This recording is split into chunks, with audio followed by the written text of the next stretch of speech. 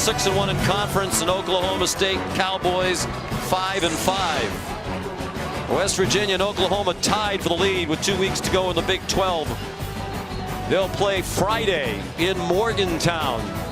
It's possible that one of those two teams could clinch a spot in the Big 12 title game today. Texas and Iowa State also alive with an eye toward the Big 12 championship game that they play tonight, and the loser of that one will be eliminated.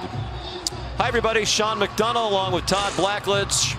We'll be joined in just a moment by Holly Rowe and Todd. Big game today for both teams, particularly for West Virginia. A lot to play for. And great senior leadership this year is a big part of their success. Yeah, I'm very impressed with the maturity and the leadership, and you don't have to look any further than their two best players. David Long, their best defensive player, their leading tackler, and their quarterback, Will Grier. Outstanding leaders and maturity. And I saw a perfect example of Will Grier's maturity last week against TCU. In a third quarter possession, he made some good decisions to throw the football away, lived to play another down, threw a touchdown the next play. Just outstanding decision making from their quarterback. And there is Will Grier, fifth-year senior, transfer from the University of Florida. That game Todd referenced against TCU last week. The coaches called it one of his best performances of his career.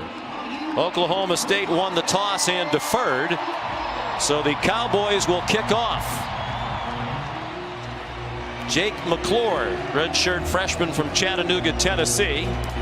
Temperature in the low 60s. It's expected to drop quite a bit by the end of the game with a cold front moving in. And it's a touchback. Well, Holly, the last 3 years Oklahoma State has defeated West Virginia, and Will Grier had a very tough time in the loss to the Cowboys last year. That's right. He threw 3 interceptions in this game last year. Excuse me, 4 in this game last year, largely because he was under duress all game from the Oklahoma State defense. And that might happen again today. Oklahoma State leads the Big 12 with 36 sacks this season. So all offseason he worked on throwing better on the move when he was under duress and maintaining his accuracy. Jake Spavital said his arm angle is a crucial part of that. In the game against Texas, he was able to do that to lead them to a win there. We'll see if he can do it today under duress. From the 25, the play fake inside, and it's Trevon Wesco, the tight end, who has been an emerging star in recent weeks. A gain of 8 on first down for the Mountaineers. Yeah, Jake Spavital went as far to say he's the piece that this offense has been missing. He's 275 pounds. He's very athletic. Had 5 catches and a touchdown a week ago, and catches the first pass today from Will Grier. Kennedy McCoy, the running back. It's running back by committee, and McCoy effective on the first carry of the day for WVU, nearly to midfield with a 16-yard gain. Malcolm Rodriguez, the tackle.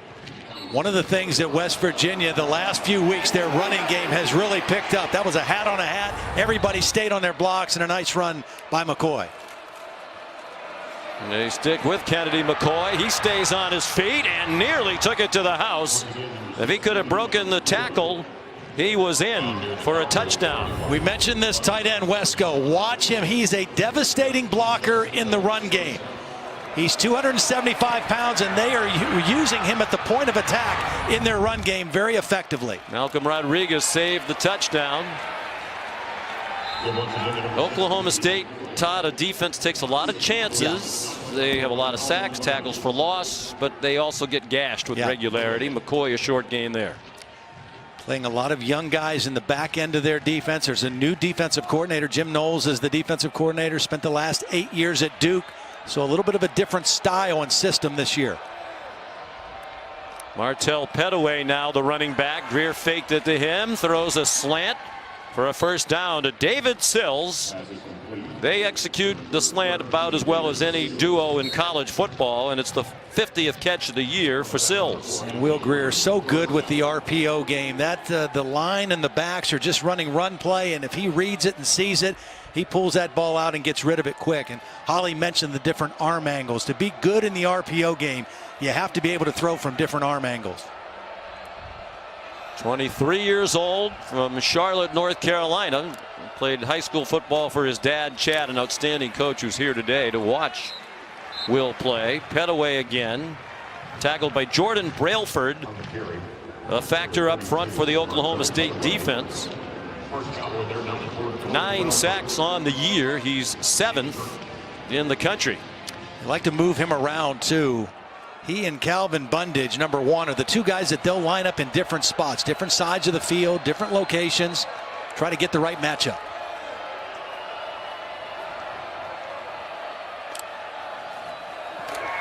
Greer fires to the near side, and it was a little too hot to handle for Sills with A.J. Green in coverage. Green had 2 of those 4 interceptions thrown by Will Greer in Morgantown last year.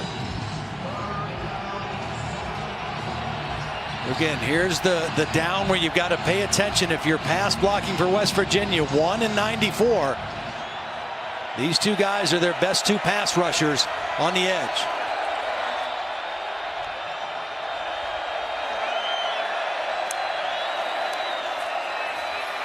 Big hole up the middle. Kennedy McCoy chopped down at the 5, 1st and goal as the Mountaineers convert on 3rd down. Another tackle by Malcolm Rodriguez. Wow, that was a mistake by the linebacker for Oklahoma State too. He went to the wrong gap. That opened up huge, and McCoy took advantage of it.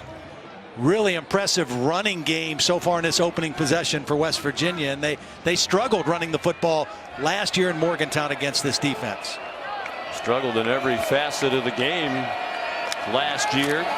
Turned it over 5 times. Greer trying to hit that quick slant again for Sills, and the ball behind him with Rodarius Williams, redshirt sophomore from Shreveport, Louisiana, in coverage.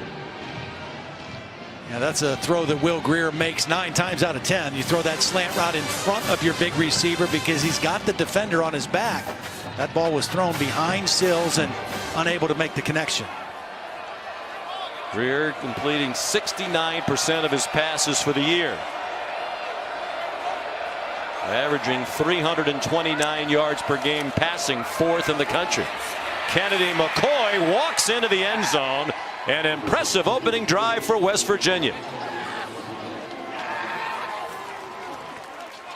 The strength of this West Virginia offensive line with Wesco, the tight end, are the tackles. Watch the right tackle, Colton McKivitz. Excellent block here on Brailford, turns him inside, and a walk-in touchdown for Kennedy McCoy. Sean, last year in Morgantown, West Virginia ran for 62 yards for the whole game. 57 yards on that opening possession, a different West Virginia offense. And Evan Staley from Romney, West Virginia, has never missed an extra point in his career. 63 out of 63. 5th rushing touchdown, 6th overall of the year for Kennedy McCoy, and a great start for Dana Holgerson back in Stillwater, where he spent a season as an assistant coach in 2010, coaching his 100th game as head man at West Virginia. Last week in the win over TCU, earned career victory number 61. Only the legendary Hall of Famer Don Nehlen has won more games as the head football coach at West Virginia. And there's Mike Gundy, said a couple of years ago that the best coaching move he ever made was hiring Dana Holgerson. They were one of the best offensive teams in the country when they worked together in 2010.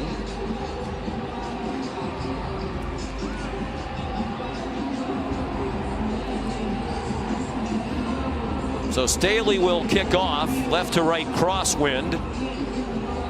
Chuba Hubbard back deep.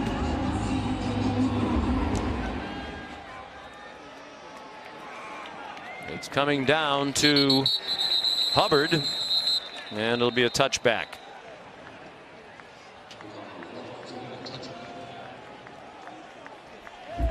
Here comes Oklahoma State on offense, led by the 5th-year senior from Bushland, Texas, just outside Amarillo, Taylor Cornelius. His final home game, as it is for all the seniors, and he waited a long time, Todd. This is his first year as the starter, played the last 3 years behind Mason Rudolph, now with the Pittsburgh Steelers. And a day and age where you see guys transfer when they don't get to play, he felt a loyalty to Oklahoma State because they gave him a chance to come here, and he waited his turn for this 1 year. Came as a walk-on, was put on scholarship just in 2017. So his parents, Phyllis and Warren, helped pay the way. David Long, the first of many tackles as he brought down Chuba Hubbard. Yeah, 18 tackles in this game last year, 7 of them behind the line of scrimmage. Just an incredibly active linebacker who reads and run-throughs very quickly. Dana Holgerson says Long's the best linebacker in the country. Hubbard out to the 28-yard line. Reese Donahue made the tackle. We were told by Mike Gundy yesterday that Justice Hill was very unlikely to play with a rib injury. Well, the other problem is in this first possession, Rye Schneider is the starting center. Johnny Wilson's the only offensive lineman that had started every game at the same position. He injured his ankle this week in practice, so they have a backup center right now.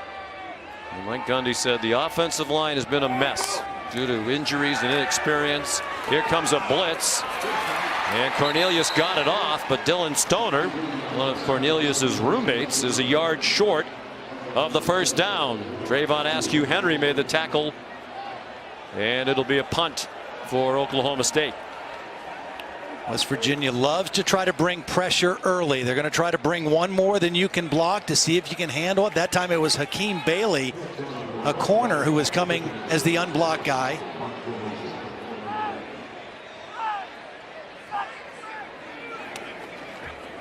Matt Hockett, the backup punter.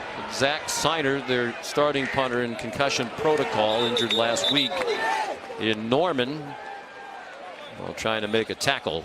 And the punt downed at the 32-yard line, just a 36-yard punt.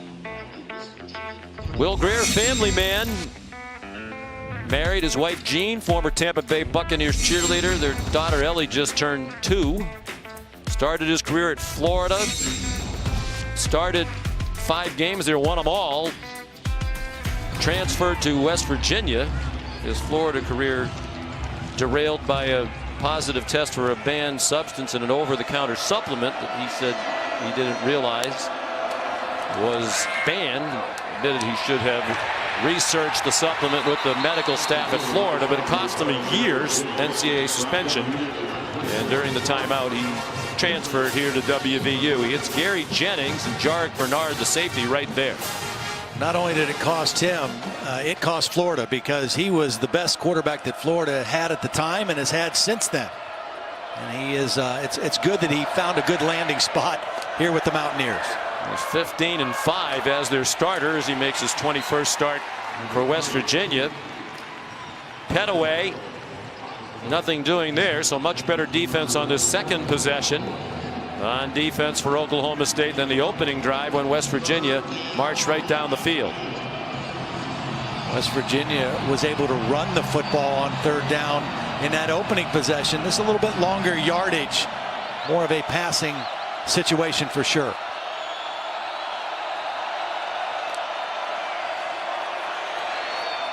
And the pass incomplete. He had Martell Petaway open along the near sideline, and Greer a little bit inaccurate here on some throws where the receivers seem to have been open. Not only open, but he had a lot of green grass in front of him because the inside linebacker responsible for coverage took a very poor path to get to his man, and that would have been a big play, not just a first down. Billy Kinney to punt, 5th-year senior, 3rd-year starting punter for West Virginia, hometown man from Morgantown. And it looked like they might have gotten a hand on it. It's a duck that takes some nice bounces for West Virginia and goes all the way down to the 27-yard line. It wound up being a 40-yard punt.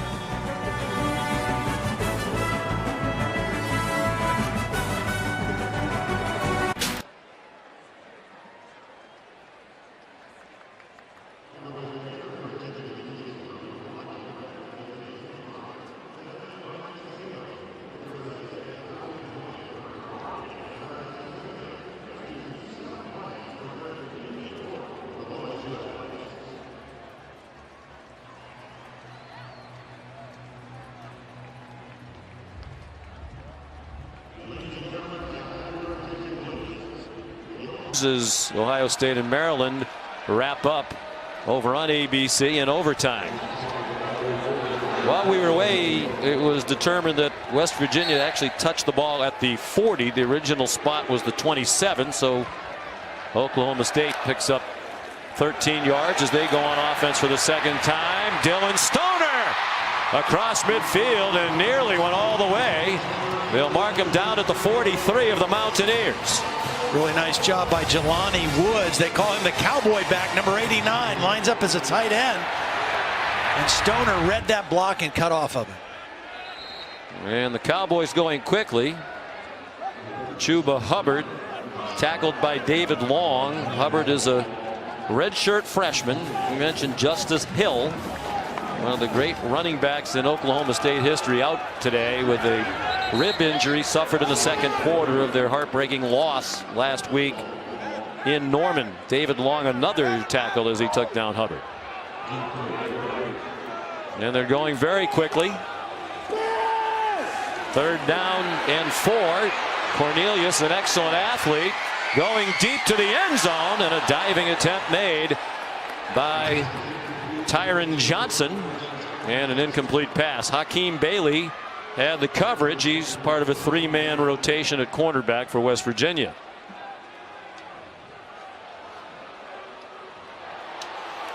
Well, the crowd groans as Mike Gundy sends out the punting team.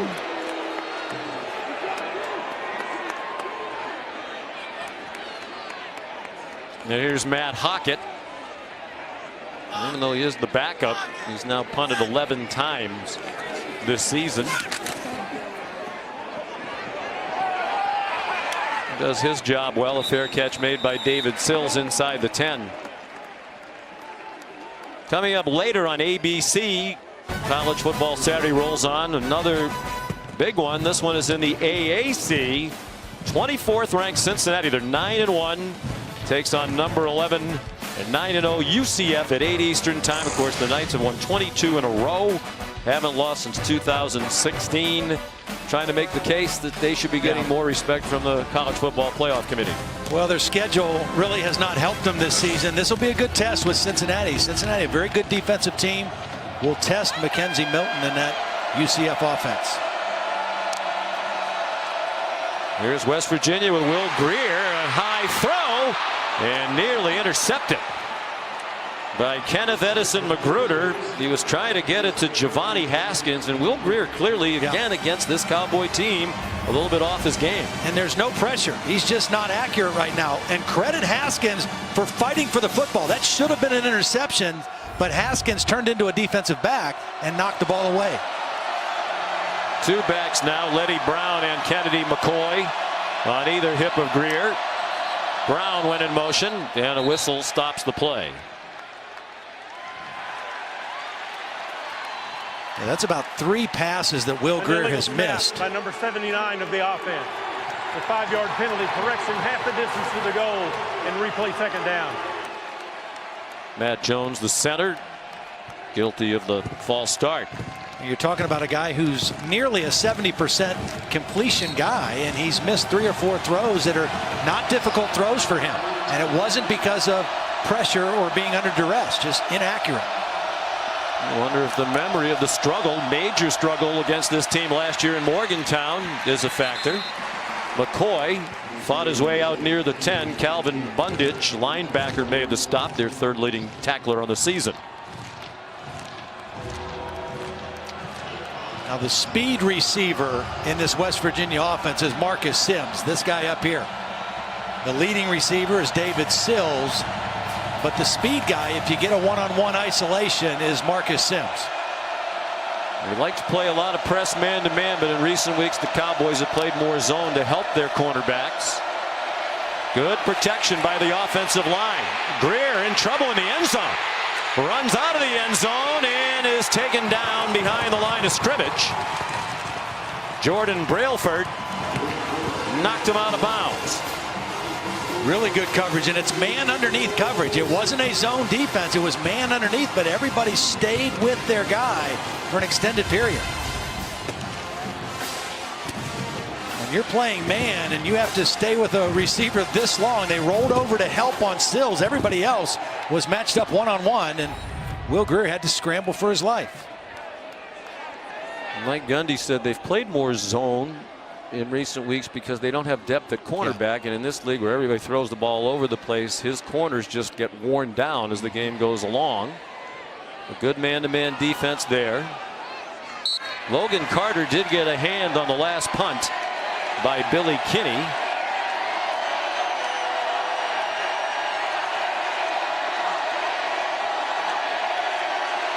Kinney's had 2 blocked in his career. They get close to him again. And he got off a beauty under duress. And a fair catch made by Dylan Stoner of a 44-yard punt.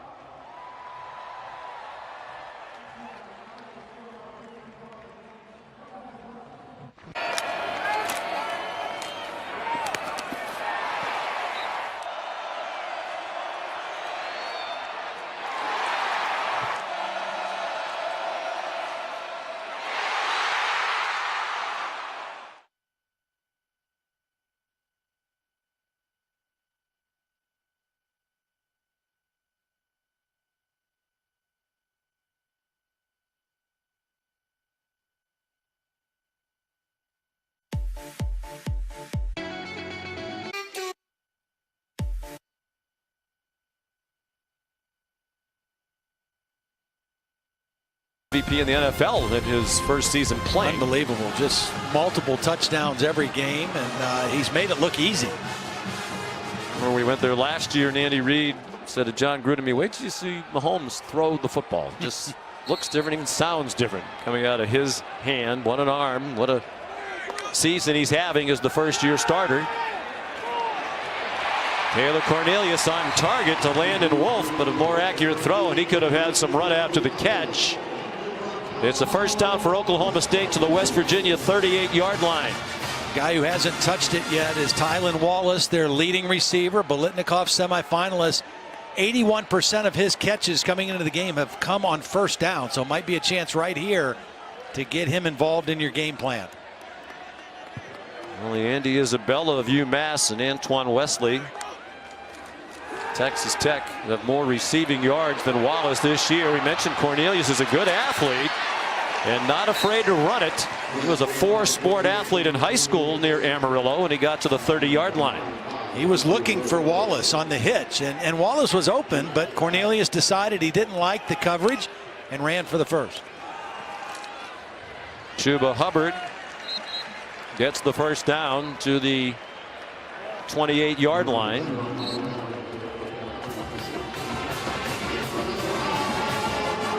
So Oklahoma State taking advantage of the short field. 1st and 10 at the 27. And we welcome those of you who watched the thriller in overtime. Ohio State hanging on to beat Maryland, coming from behind to do so, and then surviving Maryland's 2-point play, which was open. Sean McDonough, Todd Blackledge, Holly Rowe here in Stillwater, where West Virginia leads 7-0. They took the opening kickoff, marched down the field 75 yards in 10 plays. Kennedy McCoy a touchdown run. But since then they've punted twice. Oklahoma State punted on its first 2 possessions, but now the Cowboys are on the move. They took advantage of a short field after a West Virginia punt. They started this drive at the 50. Now at the 27, 2nd and 10. Taylor Cornelius. There's Tylan Wallace, their outstanding receiver, with a first down, tackled by Keith Washington. Not only is he a guy who can go get the contested ball and go get the deep ball, but he runs excellent routes. Nice timing, precision on that out route there. L.D. Brown comes in at running back. He's a decoy. The throw on target. And the catch made by Tyron Johnson down at the 7-yard line. Josh Norwood the stop. Tyron Johnson really starting to develop as that second receiver, a transfer from LSU. The more he plays in this offense now, the better he gets. He was one of the top recruits in the country coming out of high school. There's a fade in the end zone, and it is caught by Tylan Wallace with Keith Washington all over him. It's a touchdown for Oklahoma State. Keith Washington is the best cover guy for West Virginia. It's one-on-one. But Tyler Cornelius says this guy's been doing it all year. If he gets single coverage, I'm going to throw the ball up and give him a chance to go make the play. Perfect position and timing on the jump by Tylan Wallace. They're talking about at Oklahoma State how there isn't a receiver in the country who's better at making the contested catch than Tylan Wallace. Sophomore from Fort Worth, and the extra point by Matt Amendola has the Cowboys even. Those of you just joining us, let's tell you what's at stake today. West Virginia starts the day tied with Oklahoma atop the conference standings, each at 6-1. They play Friday in Morgantown. It's possible that either one of those two teams, but not both, could clinch a spot in the Big 12 title game with a win today. Texas and Iowa State play tonight. The loser of that one is eliminated, but a lot to play for today for West Virginia. Absolutely. I mean, they've got everything in front of them that they want to have in front of them. They've got great senior leadership, and they got off to a great start. Their opening possession, they ran the football. They went right down the field and scored. A little concerned, Will Grier not as accurate as he has been coming into the ball game in the early part of this ball game so far. Just 3 for 7 for 18 yards, and most of those incompletions have been the receivers who were open. He just missed them. Heisman Trophy candidate. Certainly the West Virginia folks would love to see him at least get the invitation to New York for the ceremony. But they know they have their hands full today with an Oklahoma State team that's had an up and down year. They're explosive. They almost knocked off Oklahoma in Norman last week. Failed 2-point conversion with just over a minute to go. The Cowboys lost by 1. Jake McClure's kickoff goes out of bounds. Here's Holly Rowe.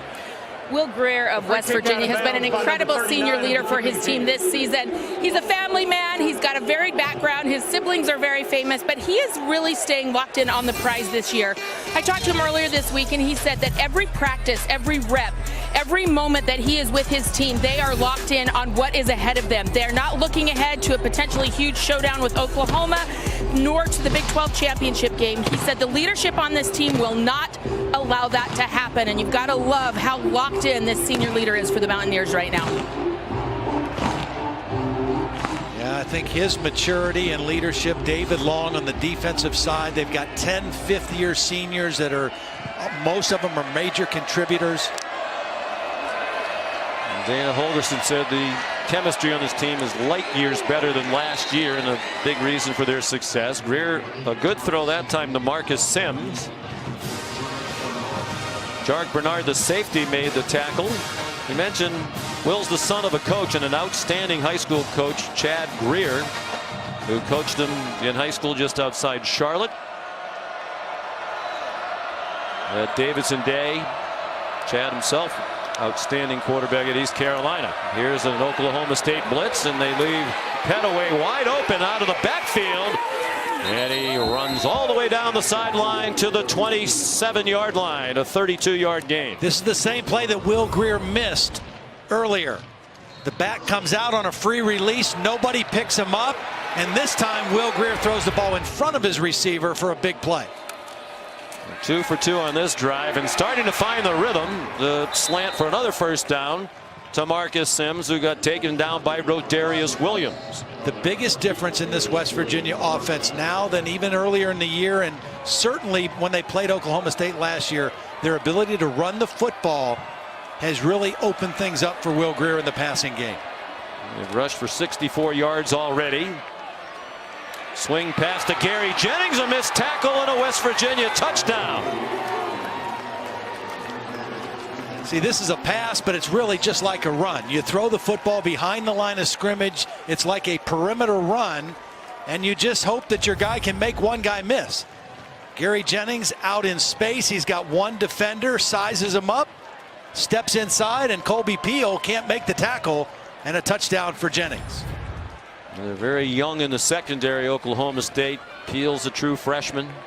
The starting safety, Jarek Bernard, a true freshman. They think he's going to be a star in the Big 12. Evan Staley, the extra point. Greer to Jennings for 13 yards. Most of it on the run. The Mountaineers happy.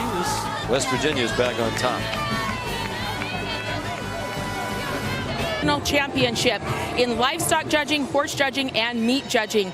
They said that there are about 46 students who practice 20 to 30 hours a week. It is one of the most competitive programs on campus other than athletics. And they have a big cut of meat to send to you to the booth, a beef tenderloin. And I think their meat judging skills are on point, Todd, because you said it was pretty darn good. It was fantastic. I have to wonder, though, what makes somebody a good meat judger? Everybody likes meat. Well, that's not true. A lot of people like meat. Everybody on this crew does. Holly, can you explain to us, as the Staley kickoffs, the touchback, can you explain to us, how they determine who the best meat judges are? Yes, they actually have to have oral and written reasons. They have to judge 15 to 20 classes of meat a day in different forms between lamb, pork, and beef. And it is very important. And these people go on to be veterinarians, doctors, lawyers. They work for big protein companies like Tyson or Cargill. So they said a lot of their alumni are some of the highest people in the meat industry because of their program here in animal sciences. I want to know who was in charge of the meat preparation, because that stuff that got sent up here was fantastic. There's Chuba Hubbard for Oklahoma State, now down by a touchdown. You would be an excellent meat judger, and like 15 steaks a day or whatever is just about in your wheelhouse. So you have all the qualifications. I'm just going to stay being a meat eater. I like that better. They faked to Hubbard, and Cornelius was on target, and then the ball got knocked out. And it looks like they're going to call it a catch and a fumble, as Tylan Wallace had it, and then Kenny Robinson popped it out, and David Long recovered. Yeah, I think he was definitely making a football move after the catch. He caught it, he tucked it, he starts upfield. No doubt. And there comes the hit by Kenny Robinson, who had a huge play in this game a year ago. Had a interception return for a touchdown, 39 yards, that brought West Virginia back in that game. And there's a big hit that knocks the ball loose.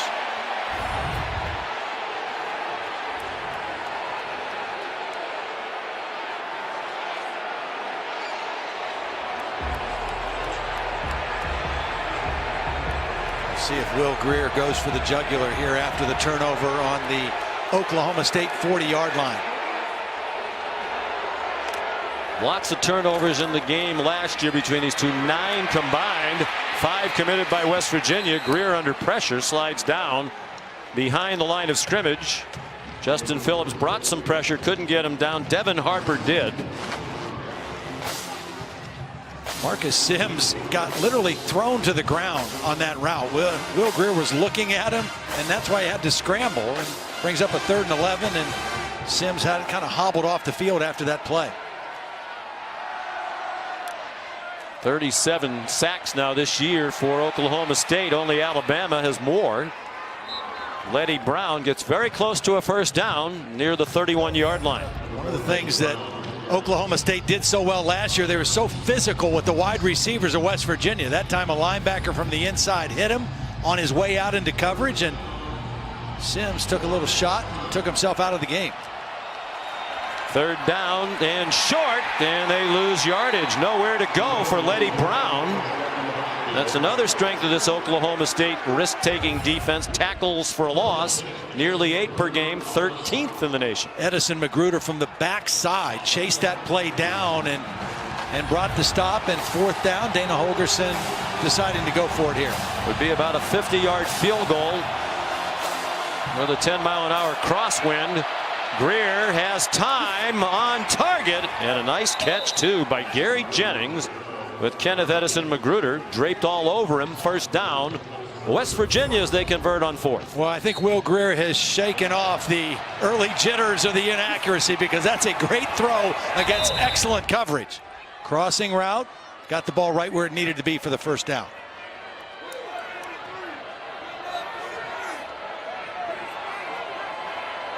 Shaky start, 5 in a row since. Greer, lots of time, sidesteps the rush, across the line of scrimmage, slides down, then takes a hit. from Devin Harper. Pretty good coverage downfield on a couple plays here for Oklahoma State. Will Grier, not really known for his running ability, is not running by design. He's running because there's nowhere to go with the football. That time, at least, he was able to pick up positive yardage on the scramble. Minus 63 yards rushing for the season coming in for Dana Holgorsen. Final 10 seconds of the first quarter. West Virginia trying to add to a 14-7 lead. Letty Brown for 2. And that's the end of the first quarter. That's the end of the first quarter. I said that already. ABC College Football presented by Jared will continue after this message and a word from our ABC stations.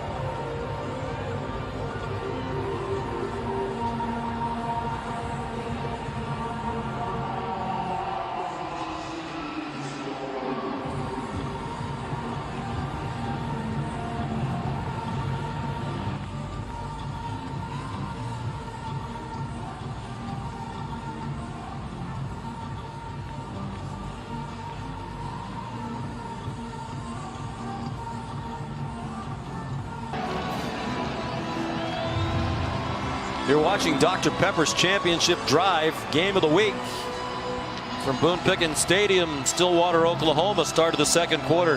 Number 9 West Virginia, that's in the college football playoff ranking, and number 7 in the AP poll, leading 14-7 on third down. What a throw! Grier right on target to David Sills for a West Virginia touchdown. Well, David Sills is 6'4". He's 220 pounds, and this is a perfect throw to a big receiver. This is good coverage by A.J. Green, but you can't defend a perfect throw like that by Will Grier. And these two know how to connect for touchdowns. That's what they specialize in.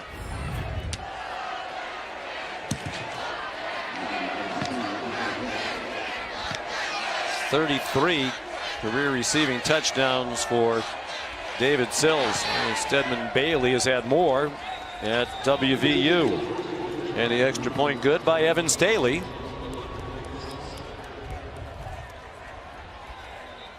They have been the most productive duo in terms of connecting for touchdown passes in the country. And they just have, both of them, such unique stories of how they got to West Virginia. It's an interesting story and how their paths have crossed. We mentioned Grier's story started at Florida, transferred in. Many of you have heard about David Sills from a long time ago when he was in the 8th grade, 13 years old. Lane Kiffin then at USC offered him a scholarship as a quarterback. It didn't work out. He apparently injured his hand along the way and was not as effective a thrower. Came to West Virginia wanting to be a quarterback, was a scout team quarterback, and toward the end of the year they were running low on wide receivers. They asked him, you want to go out and run around and play wide receiver? He did. He actually got into games late in the year, did very well, but at the end of the year Sills said, I still want to be a quarterback. So he left to go to junior college with Dana Holgorsen's blessing. Didn't really garner much interest from colleges after that year in junior college as a quarterback. Called Holgorsen, said, okay, I'm ready to be a wide receiver. He came back a year ago, and he's been one of the best wide receivers in the country. He'll be playing wide receiver on Sundays after this. Yes, he will. Chuba Hubbard. He's got great speed.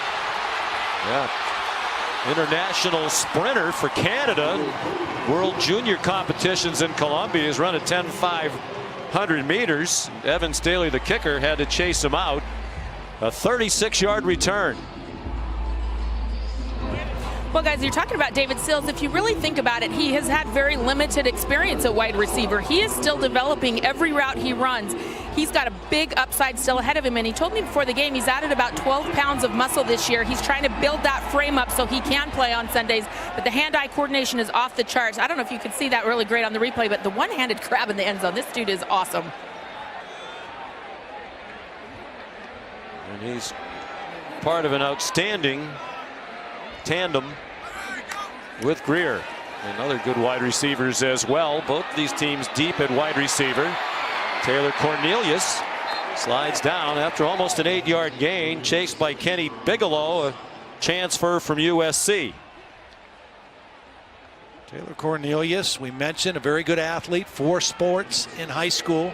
He doesn't look like a good runner because he's kind of gangly at 6'6", but he's been very productive running the football, has 7 rushing touchdowns for the Cowboys this year.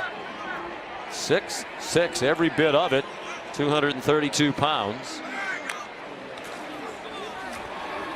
A fake to L.D. Brown, and good run after the catch by Landon Wolf to the 42-yard line of West Virginia. Well, Cornelius from just outside Amarillo, Texas. All-area, all-state basketball player. Came here as the backup to Mason Rudolph for the last 3 years. This year, 8th in the country in passing yards per game. L.D. Brown, the ball carrier. Josh Norwood, the tackle, just short of the first down. Always look for the unique things when I read about bios, and he was a high jumper, jumped 6'6". L.D. Brown, nice cut. And the Cowboys are on the move. 1st and 10 at the WVU 20-yard line. Ezekiel Rose made the tackle. L.D. Brown getting some reps. Justice Hill, their normal starter, not able to play. Injured some ribs in the Baylor game. Tweaked the injury last week against Oklahoma. Only carried the ball 5 times. And so he's not playing at all today. And now we're seeing L.D. Brown along with Chuba Hubbard in that backfield. And Brown hadn't played much this year either, just 11 carries prior to today. He's battled some injuries. Bigelow, the injured player. High school teammate of David Sills. One of the reasons why he came to West Virginia. Got a glowing review of the Mountaineer program from Sills. Both Sills and Bigelow were on the same high school team as Wendell Smallwood. Played at West Virginia as well and has gone on to the NFL. Bigelow was at USC, a graduate transfer, really has been an anchor in the middle of this West Virginia defense. L.D. Brown remains the running back. Cornelius faked it to him, man wide open, and a touchdown. Logan Carter. Logan Carter just kind of gets lost. It's a great run fake. Here he is. He's going to kind of show block in here and then go to the end zone, and he gets lost. He gets a piece of David Long, runs by him, and Cornelius hits him with the football. West Virginia was thinking run all the way, and the tight end did a great job of selling it with that half a block. First career catch for Logan Carter, and it goes for a touchdown. So 20 yards. And Matt Amendola, who's been in a bit of a funk kicking the ball, has made both of his extra points today. Well, it's usually a shootout when these two teams get together, and it's certainly starting out that way today in Stillwater.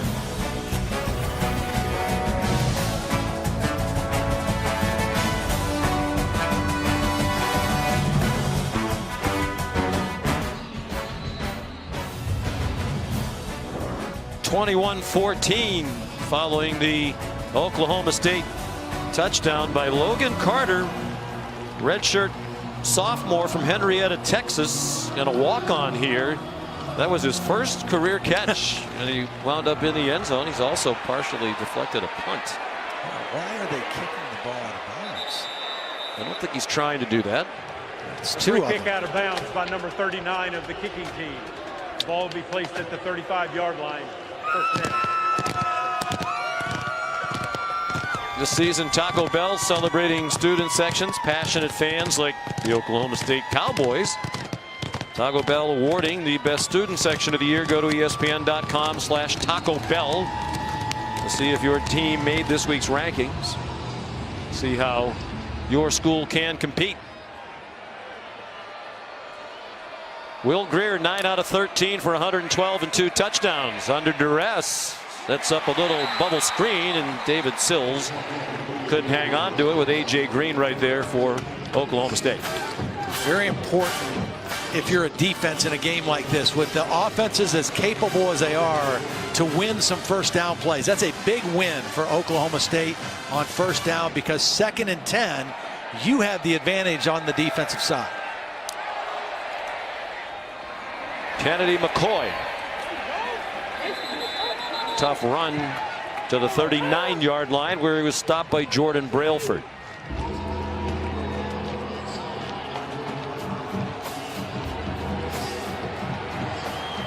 Brailford is their leader in terms of sacks. 3rd down 6. Man wide open. Greer finally saw him, and that'll be close. Gary Jennings chopped down right along the line to make by A.J. Green. He's hurt. And it is a first down. He chucked the ball up into the stands because he thought he was injured on this play. A low tackle by A.J. Green, a legal tackle. And Jennings, frustrated, just chucked the football at the end of the play. And you don't have to throw it far here to throw it into the stands. Very little room behind these sidelines. The stands as close as they'd be in any stadiums. Maverick Dana Holgerson said, I'm looking forward to talking to some of the people I knew when I coached here at Oklahoma State. I probably know some of the people sitting behind our sideline.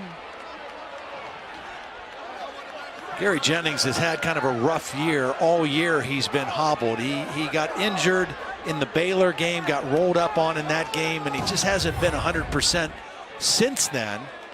And this, you know, it's just a tough play. And in this day and age of football, where they don't want people hitting offensive players up high. Yeah. That looked like it was above the knee. It obviously hurt. That seems to me to be more or less, Todd, the way they want you to tackle in this day and age. A.J. Green and Holgerson with some woofing.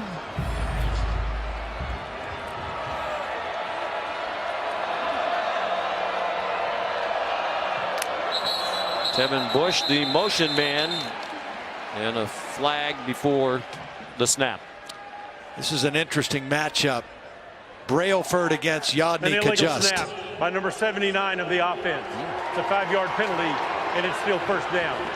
Second time that's happened on the center, Matt Jones. Brailford, the best pass rusher, and Yodny Kajust, the left tackle for West Virginia, is an NFL guy as well. Has outstanding footwork as a pass protector. Brailford's going to go on the other side on this play. Which is 1st and 15 for West Virginia from its own 40. Kennedy McCoy run down by Devin Harper.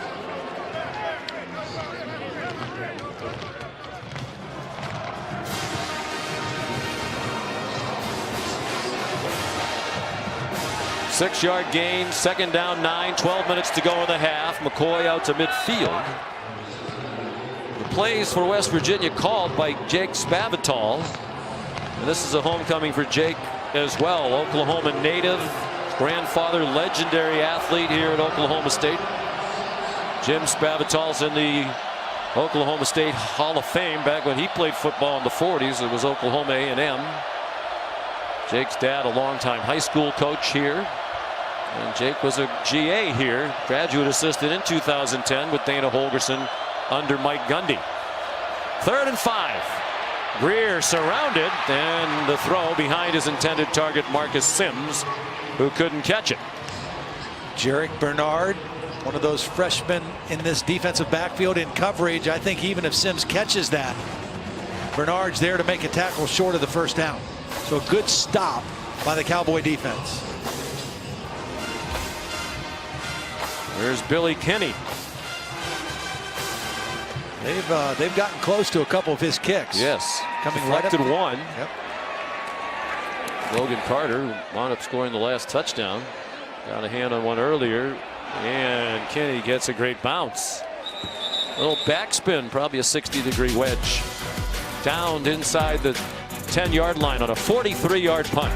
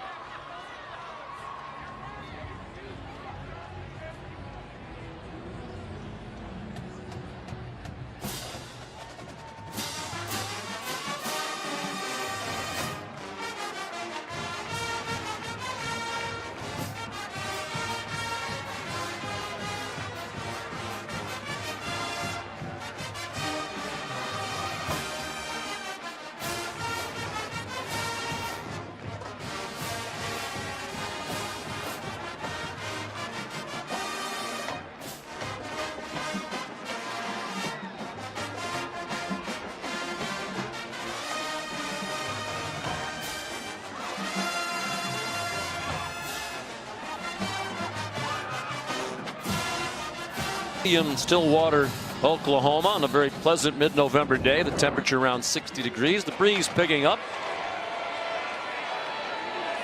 Oklahoma State from its own 8-yard line, down by 7. They scored in their last possession. And on first down, Tyron Johnson has the throw from Taylor Cornelius. Cornelius now 11 for 13. On the mark, on the money. And Oklahoma State's offense starting to get revved up a little bit. Going very quickly. Chuba Hubbard back just barely across the line of scrimmage. And they're going to go quickly again. Mentioned Chuba Hubbard had to play in place of Justice Hill last week against Oklahoma. Ran for 104 yards and 3 touchdowns. Had an outstanding ball game. Very highly touted recruit. Offers from Alabama, Oklahoma, Auburn, Miami, Oregon, Syracuse, among many others. And a tough run there by Hubbard. A lot of those track guys aren't powerful inside. That's what the Cowboy folks talk about. He doesn't mind running in between the tackles with some power to go with that outstanding speed. And they snap it immediately. Cornelius, a couple of fakes. Nobody open. Tried to take a check down to the near sideline, and Keith Washington batted it out of the air. It was good discipline in the secondary by West Virginia. Oklahoma State trying to go with an out and up move to Tyron Johnson. It was well covered. They had the other side with Wallace covered and got the deflection. Wallace went in motion. That was window dressing. Chuba Hubbard chews up yardage to the 33-yard line and another first down. Really did a beautiful job. Watch him cut back inside of Jabril Robinson, number 12. That play starts out as a stretch. Now again inside, Hubbard again into the arms of Giovanni Stewart. Jabril Robinson getting up slowly at the end of that play. He's the other grad transfer that joined this team from Clemson. Kenny Bigelow got hurt earlier. He's not on the field right now. It looks like he may be coming back.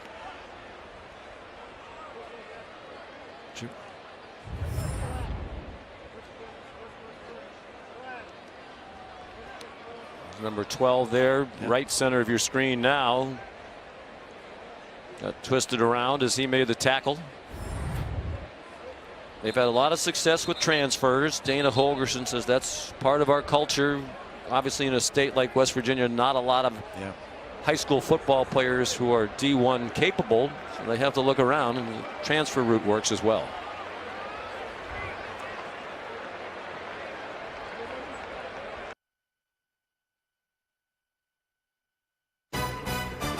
College football presented by Jared on ABC is brought to you by Pacific Life. Experience the power of Pacific. And the Ford F-Series. Built Ford tough. Built Ford proud. Taylor Cornelius, a part of the senior day ceremonies before the game. Great admiration for him from Mike Gundy to stick it out. Back up for 3 years. Here for 4 years before he got a chance to start for the first time this year as a fifth-year senior. Cornelius. Sacked by Giovanni Stewart. When we talked to Taylor Cornelius about that, Todd, he said, I felt I owed Oklahoma State loyalty. Yeah. That they were the only FBS scholarship offer I had, and he was going to go to West Texas A&M if he didn't come here. And you know, it's interesting. I thought it was very interesting. Mike said he's probably got about 800 snaps now, and normally for our quarterbacks, they need to get about 15 to 1,600 snaps before they really start to get comfortable in what we're doing. You won't have that chance. Todd McShay mentioned last week during the Oklahoma game that Cornelius getting some attention from the NFL folks. He got the attention of the secondary. Toyus Avery, the interception, and he runs it back to the 35-yard line. Larry Williams made the tackle. The offensive lineman on the return. He loves to look for Tylan Wallace on the dig route. It's the in route. He beats the corner, but the safety, Avery, is playing over the top, reading the eyes of the quarterback, and steps in front of Cornelius's throw. Cornelius saw the corner and the position, the leverage of the corner, but he did not see the break of the safety. And the second turnover of the game generated by the secondary of the Mountaineers. Cornelius had gone 143 without an interception. Toyus Avery, his second career interception. Crowd roared. They thought the running back had the ball, but Greer had it, and he got ahead for about 3. And not known as a zone read runner, occasionally a bootleg or something where you can really fool somebody. Good news for the Mountaineers to see Gary Jennings back on the field and okay.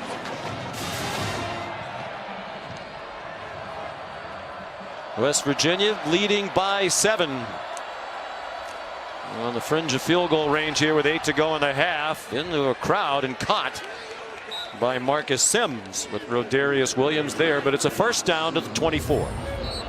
It's a very tight window here. Again, good coverage by Williams and just snags the football.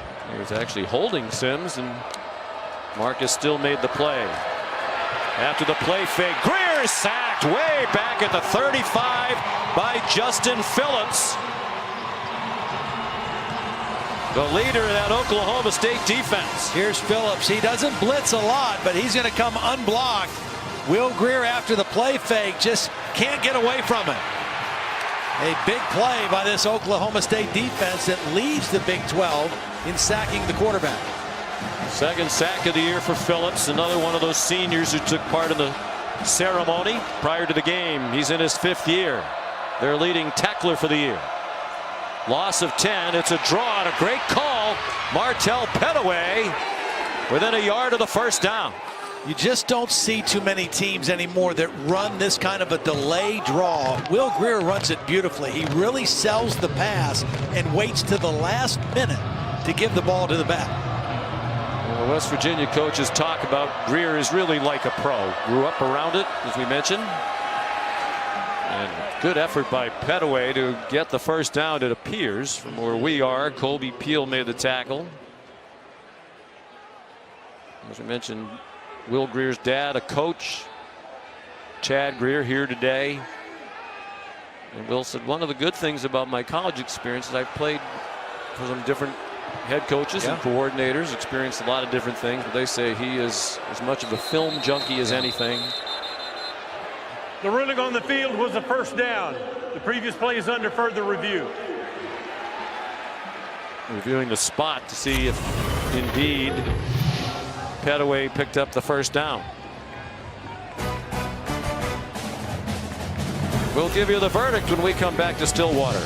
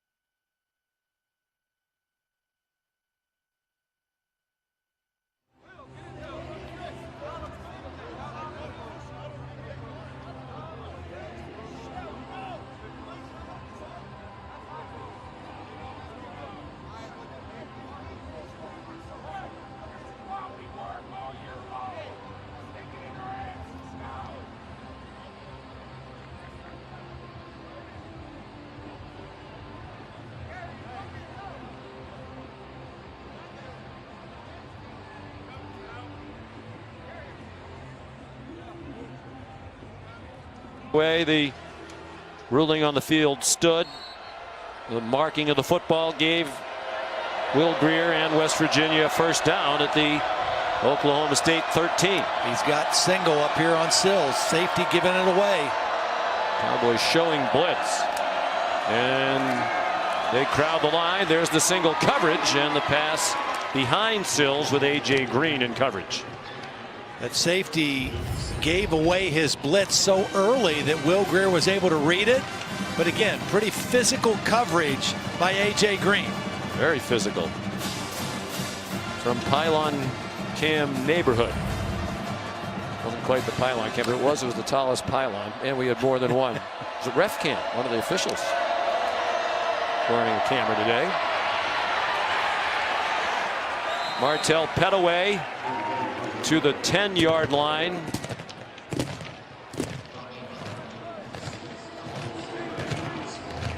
Here comes a big 3rd down and 6 with 6 minutes to go in the half. West Virginia tied with Oklahoma for first place in the Big 12. They'll play the Sooners in Morgantown on Friday. Keep your eyes on Wesco, the tight end, 88. He's in motion right now. They swing it out. Wesco's a blocker out there. Tevin Bush spun down short of the line to make by Colby Peel. And let's see what Coach Holgerson elects to do on 4th down and less than a yard. The field goal would give them a 2-score lead. No sign of the kicking team. Letty Brown, who is the freshman running back they consider to be their best short yardage and goal line back, is in at tailback now, lining up behind Wesco.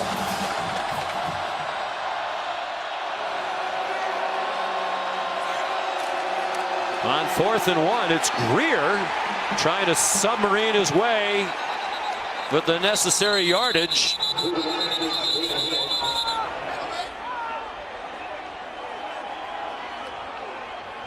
This is one of those left foot or right foot spots. It's going to be that close. It doesn't look like either one of the officials from the side are going to mark it on that yellow line. And that yellow line, of course, is not official. It's pretty close. I would think they'd have to measure this. Cooper Castleberry, the referee, will bring on the chains, but from here and based on the yellow line, it doesn't look like they got it. Tell you who made a nice play there was Jarrell Owens, number 93. He anticipated the snap count and kind of jumped up high. Watch Jarrell Owens right here jump up and tackle Will Greer high and not let him fight forward with the football. They're short.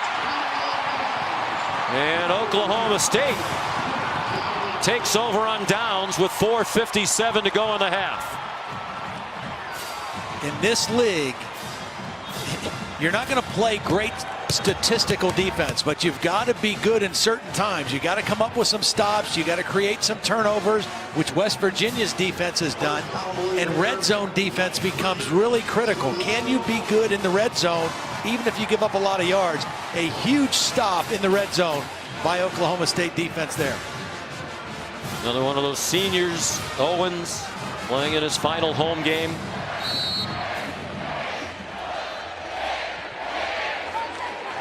Just shy of their own 5-yard line, Taylor Cornelius and Oklahoma State. All 3 timeouts. Try the middle again with Chuba Hubbard and nothing doing. Ezekiel Rose leading the way for the West Virginia defense.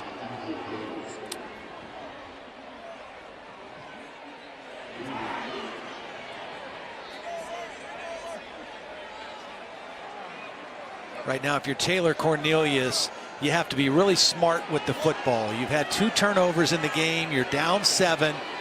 Take care of the football. It's got to be rule number 1 for you here. Oklahoma State has turned it over twice already.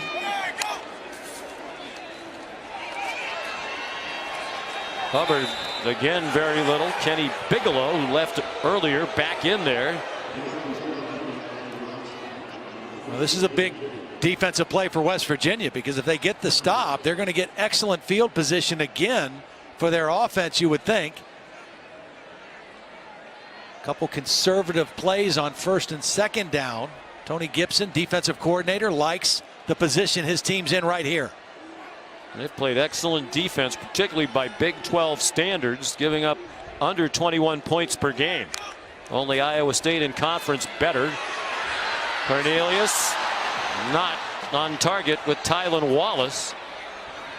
And good work by that Mountaineer defense. After Oklahoma State took over on downs, they go 3 and out. It was a 3-man rush. They dropped 8 into coverage. They forced the underneath throw, and they weren't even able to complete it. And the clock stops on the incompletion as well. And pressure on the backup punter, Matt Hockett, if you're just joining us, in for their starter, Zach Seinert, who was in the concussion protocol this week. Hockett, not particularly deep, and a fair catch made by David Sills. Great field position, the 42. Back in the studio, we say hello to Matt Berry.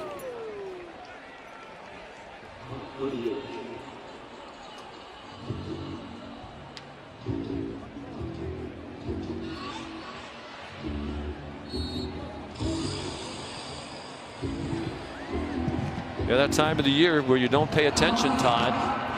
Teams like Indiana, Maryland are good enough to win. Certainly Oklahoma State, not having its best season, good enough to beat West Virginia here today.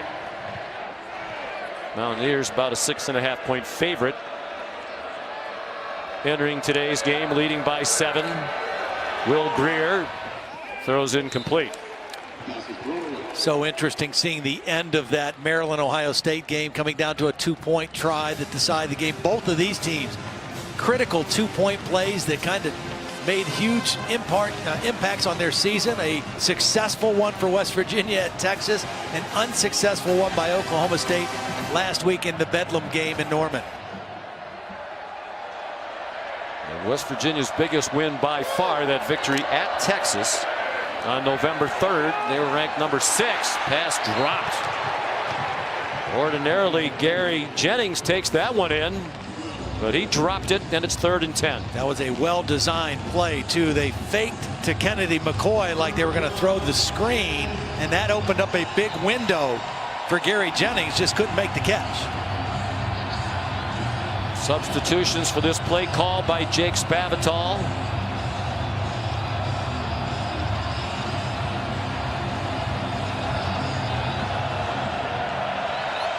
Up and down first half for Will Greer. Can they get run after the catch from Marcus Sims? Not much. Out of bounds, way short of the first down. And not a lot of room, as we said, on the sidelines. So you see this a lot when players go out of bounds on the other side. There's a lot of traffic, and sometimes it increases the likelihood of some extracurriculars. Yeah. Well, another good stop by this Oklahoma State defense. Billy Kinney to punt to Dylan Stoner.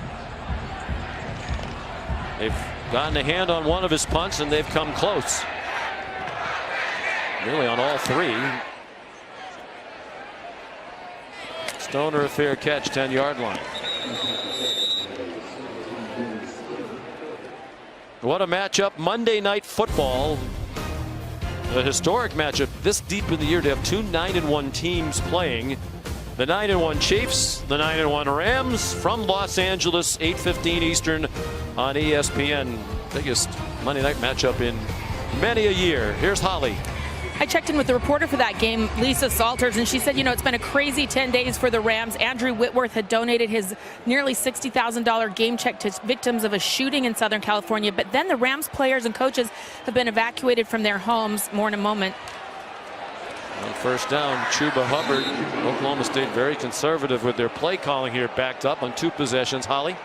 They were evacuated from their homes Friday, and after the Seahawks game, they left to go to Colorado Springs to train at altitude, thinking they'd been in Mexico City, but they have not been home for over a week now due to the fires. I wanted to get ready for the Mexico City altitude, but the field conditions there are so poor that they're not able to play the game there. Incomplete pass for Logan Carter. It doesn't matter where they play it. It is a much anticipated game and a very important game. Some think it could be a preview of a Super Bowl matchup. Two fantastic play callers, too, in that game. Sean McVay, head coaches, Andy Reid, just, I mean, as good as it gets. Creative, daring. And a timeout here called by West Virginia.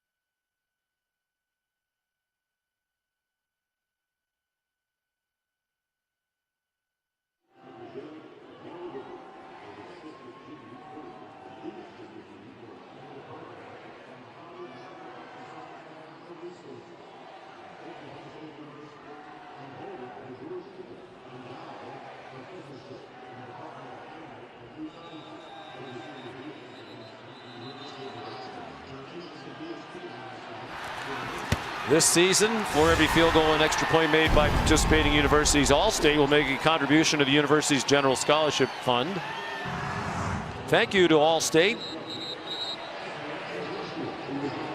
Well, they're excited here in Stillwater, not only about the Cowboys' chance to become bowl eligible win today, but congratulations to Stillwater High School. Yes. The Pioneers last night, with Mike Gundy's son Gunner at quarterback, won their state playoff game. They're going to play for the state championship for the first time since 1977. They beat Booker T. Washington from Tulsa. A perennial power. Cornelius did well to hang on to the ball. Keith Washington on the blitz from the secondary, leading the way. There were plenty of white shirts with him.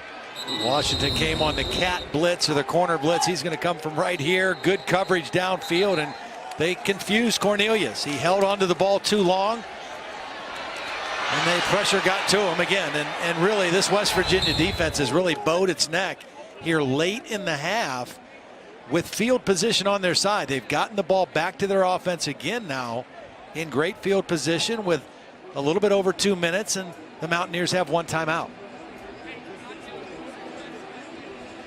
Here's the college football playoff rankings brought to you by Goodyear. And I think that's one reason why maybe West Virginia should be getting more respect. The defense. This isn't the old days of the Big 12 where you're going to give up 50 every week but hope you score 52. Yeah. Well, they're playing very good defense. I think the problem and the reason they're down there at number 9 as a one-loss team is, other than Texas, there really aren't any quality wins. Well, this would be a good win today, and then you get a chance at Oklahoma perhaps 2 weeks in a row, depending on how it goes next week, and then perhaps in the Big 12 title game. And that will be the best offense that they've faced defensively in that Oklahoma Sooner offense. Hockett punts. Fair catch, Sills near midfield. Let's take a look at who's been putting in the work. Brought to you by Carhartt. Well, Will Greer, 14 of 23 tonight, and again, his read and recognition is what impresses me with him this year. Sees the single coverage, gets the ball to Jennings. Now he reads, no safety over the top on his favorite receiver, David Sills. Throws to the outside shoulder, good coverage, but a better throw. And Will Greer's been doing that all season. His comfort level in the offense in year 2 is remarkable. Hands it off to Kennedy McCoy, who slides ahead for 8.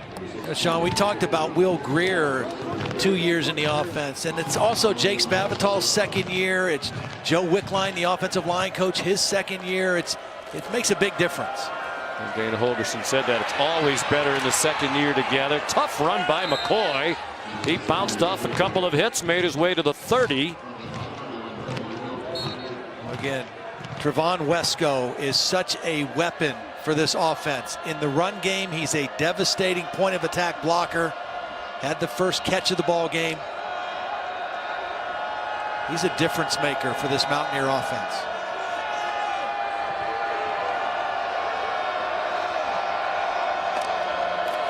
Under a minute and a half to go. McCoy lots more running room and another touchdown for West Virginia.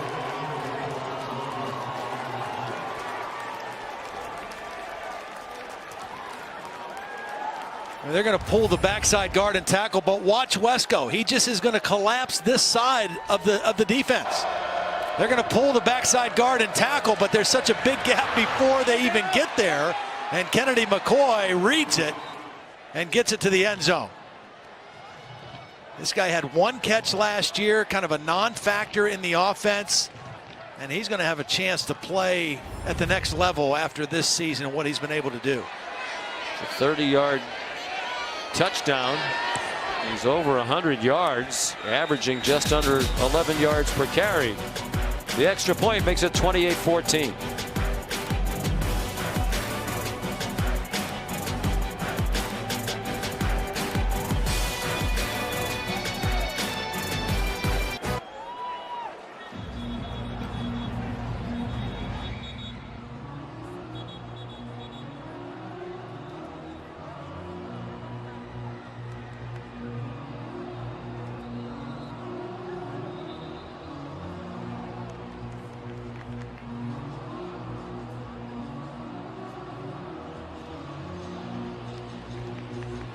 Dana Holgerson in West Virginia, number 9 in the college football playoff rankings that we showed you a moment ago. He said, we're not paying any attention to that. Our goal is the Big 12 championship. They could take a big step in that direction with a win here today. Much more successful against the Cowboys on the ground today than they were in that loss a year ago in Morgantown. And much better job stopping the run than they were a year ago when the Cowboys ran for 250 yards. Short kickoff by Staley, caught on the run by Chuba Hubbard. And he's out to the 26-yard line.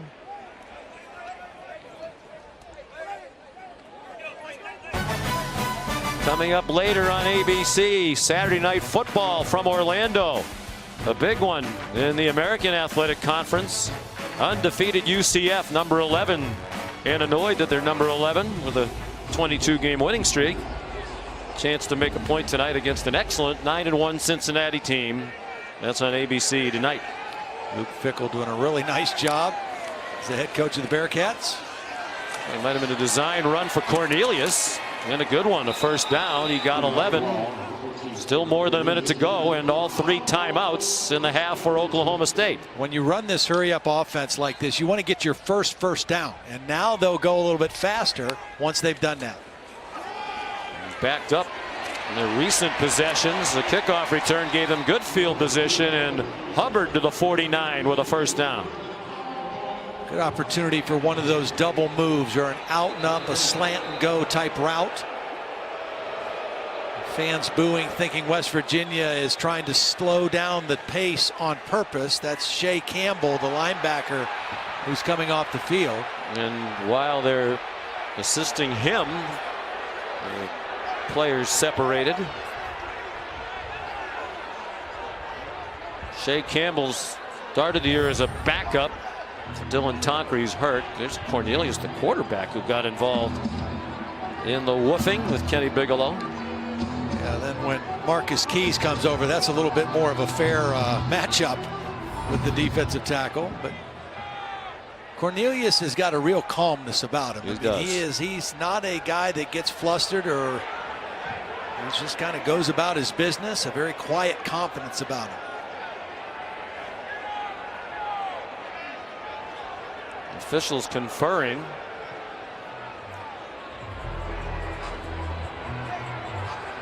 And they need to make a decision. You have one team that's on the move, establishing a little rhythm, and whatever this is about, get it over with.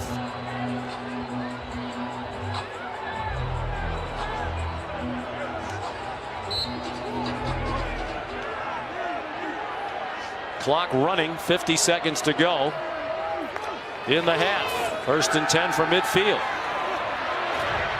Cornelius on the run. Bad throw into a crowd and picked off by Keith Washington. Well, you talked about it, Todd, the inconsistency of Cornelius, and we are seeing it within the game today. Well, he wasn't able to throw it on time, And West Virginia knows Wallace is the guy he's going to look to when he needs a play, and that's just a beautiful job by Washington, continuing to drift underneath this throw. It's an ill-advised throw by Taylor Cornelius in that situation. And Keith Washington with the third forced turnover of the ball game in the first half for this Mountaineer defense. Poised perhaps to capitalize with 41 seconds to go in a timeout. Third interception of the year for Washington. Redshirt junior from Prattville, Alabama. Pressure from the corner, and it's a quick hitter up the middle, and McCoy ran into one of the officials who knocked him down at midfield. It was the umpire, Jim Adams, credited with the stop. Well, he didn't wrap him up, but he sure got him to the ground. Marcus Sims runs out of bounds across midfield. Stay tuned for the Capital One halftime report. 25 seconds away. And a great opportunity here to really change the complexion of this game, Todd, heading to the second half if West Virginia can put more points on the board and make it a 3-score game. If you're Dana Holgorsen right now, you want the ball in number 7's hands. You're not trying to think about being conservative here. You trust your quarterback to get your team in range to score again. Greer, man open, and a catch made by Gary Jennings. The clock will stop for a moment to move the chains. 23-yard gain. Good timing on that throw by Will Greer, and now they are very close, if not already in field goal range, but Greer thinking about more.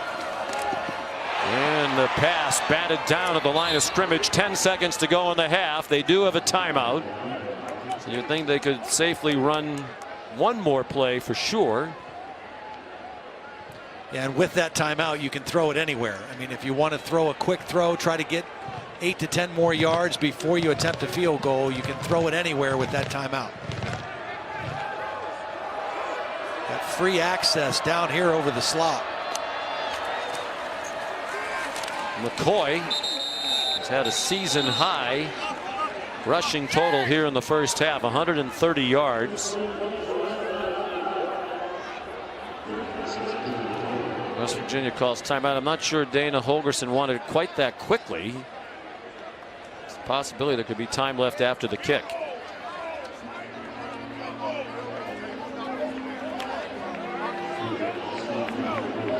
Kick off your Week 11 with Sunday NFL Countdown.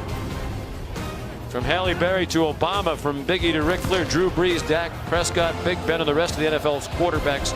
Explain where some of those creative audibles come from. Halle Berry heard it on TV. Somebody told her about, you want to know why her name was being used as an audible. Patrick Mahomes and Jared Goff will talk about the big Monday night matchup between the Chiefs and the Rams. Sunday NFL Countdown, 10 a.m. Eastern on ESPN. So here's Evan Staley.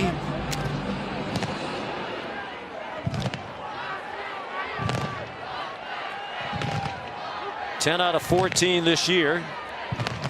He's made his last 6.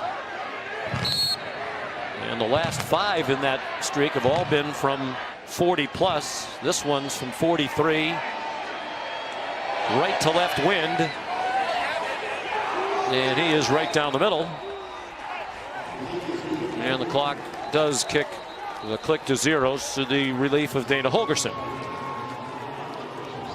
So a big turnover late in the half by Oklahoma State leads to 3 points for West Virginia. 17-point Mountaineer lead at the break.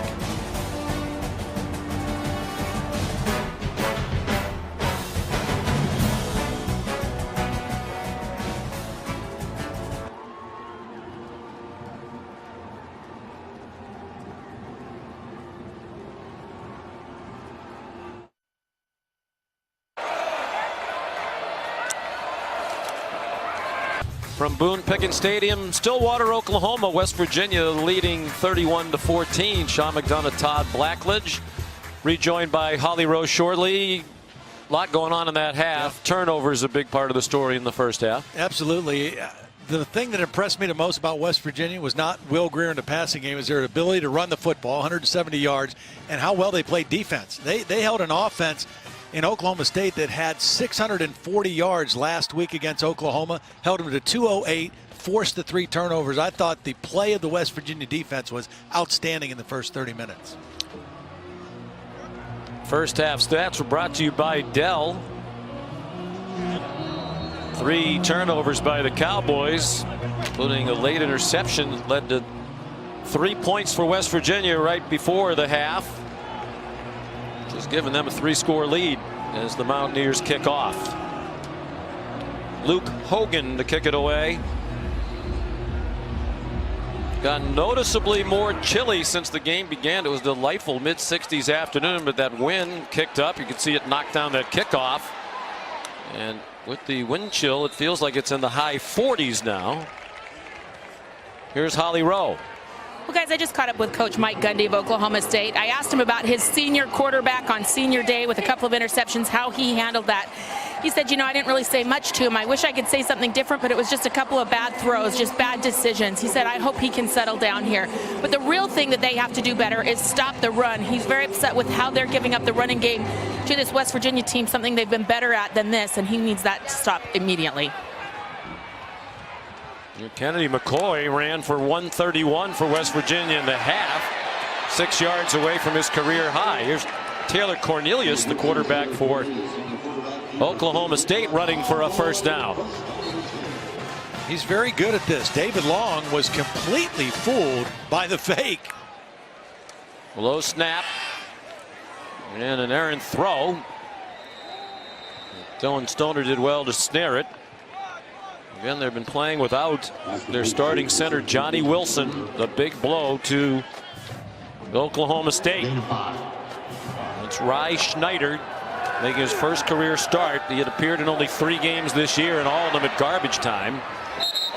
Low throw and a catch made, 2 yards short of the first down to midfield. Tylan Wallace. I think one thing that Cornelius is going to need to do in this second half is he's going to have to try to isolate Tyron Johnson, because he's going to get better coverage.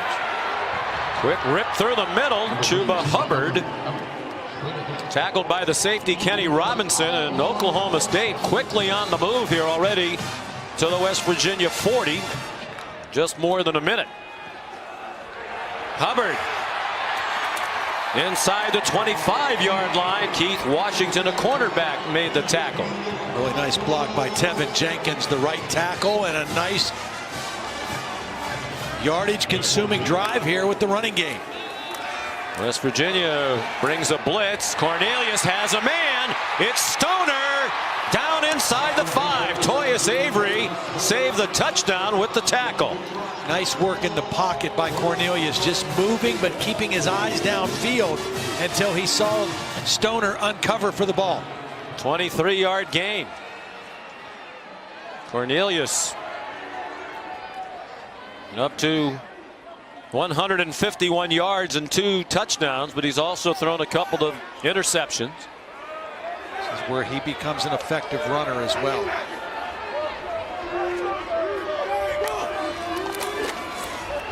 They try the middle, and Hubbard got chopped down by Josh Norwood, or else that was a touchdown.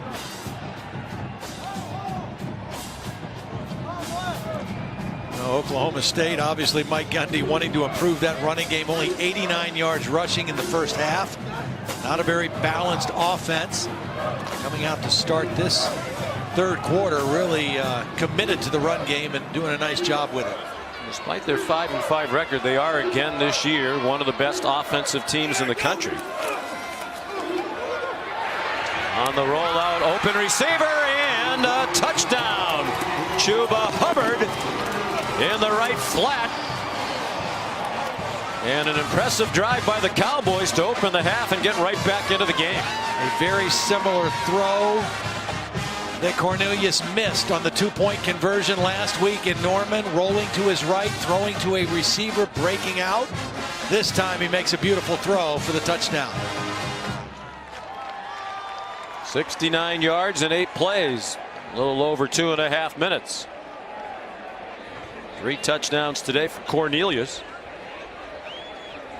He threw for 501 yards in that Heartbreaking defeat in Norman against the Sooners a week ago. Matt Amendola the extra point. It's a 10-point game. Well, they ran the football really well. Now they're going to go play action, and they get Hubbard out into the flat quickly. That's not an easy throw, moving that way, but Cornelius puts it right where he needs to on the numbers, and Hubbard with the catch for the touchdown. And an excellent view of it from the progressive pylon camera. And from the hat camera behind the pylon cam. Our crew has you covered every which way here today. Our producer Phil Dean, our director Scott Johnson, outstanding crew of technicians and production personnel. West Virginia's lead 10. They've won 21 straight games when leading at the half.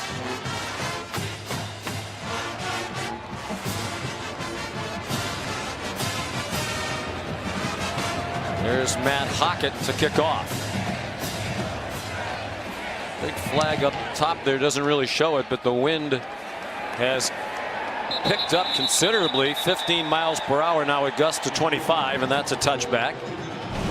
Here's our Pacific Life game summary. Up and down day for Will Greer. Yeah, it hasn't been one of his best. He has moved the ball at times. He's managed the offense, hit a couple big throws. His touchdown to Sills early gave West Virginia the lead, but it's really been more about Kennedy McCoy offensively and their ability to run the football. 131 yards and 2 touchdowns. And in that first half, West Virginia doubled their rushing output and more than a year ago. There's McCoy, and that's now a career high in rushing in a single game. Brailford and Phillips made the tackle. His career high was 137 last season against Oklahoma. He's up to 139 with that run.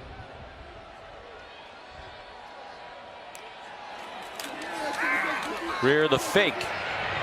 Tevin Bush has been both a running back and a receiver at West Virginia. Good for the first down. Holly? A few changes on the offensive line. Isaiah Hardy, the right guard for West Virginia, was injured just before the half, so they have replaced him. That has made them change 2 different positions up there. Chase Barrett, number 76, at left guard now, too.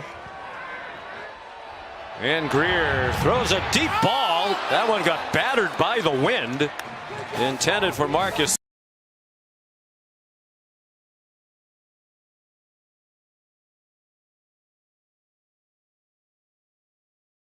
His hand funny.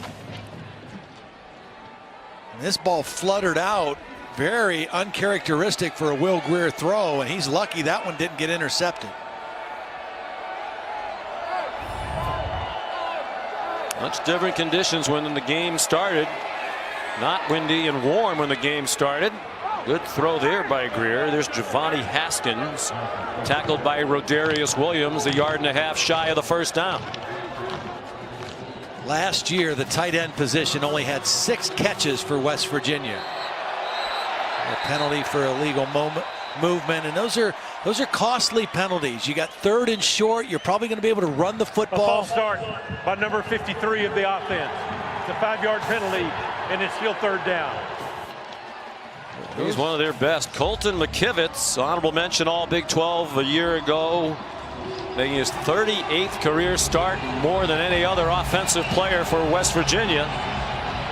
Crowd back into it after the opening touchdown to begin the half by the Cowboys, who blitz, and what a call. Kennedy McCoy, nice catch, and off he goes all the way down inside the 20. It's the 3rd time that they've run this play, and it's been wide open all 3 times because pressure's coming from here, so nobody picks up the back coming out of the backfield. They've called it 3 times. They've hit it twice. That was the biggest of the 3 for Will Greer. At some point, as a coaching staff, you either have to stop doing that or make an adjustment, don't you? I mean, that's really unsound. You have to peel off one of those blitzers to cover. You can't expect an inside linebacker to run out there underneath all that traffic and be in a position to make a play. Well, after the 42-yard catch and run by McCoy, he's having a career day. Letty Brown got 2.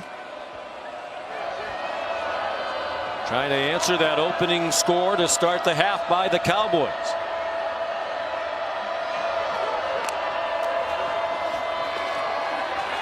Letty Brown. Tough run. Inside the 10 to the 9. It'll be 3rd down and a yard. Cole Walterscheid and Calvin Bundage the tackle.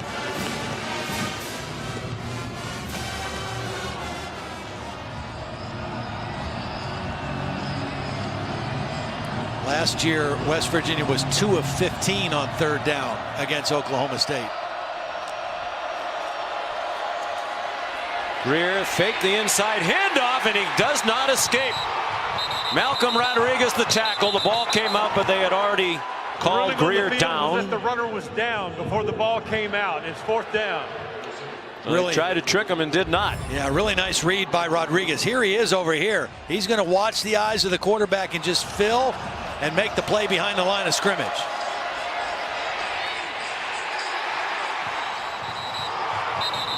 Well, the crowd saw a couple replays. You could hear them. They thought the ball was out before Greer was down, and they are reviewing it.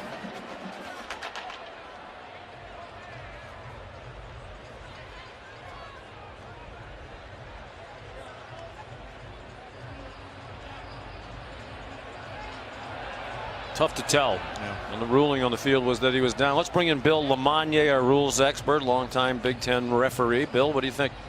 The views, you can see the ball in one, but you can't see the knee in the other, and then the other is the opposite.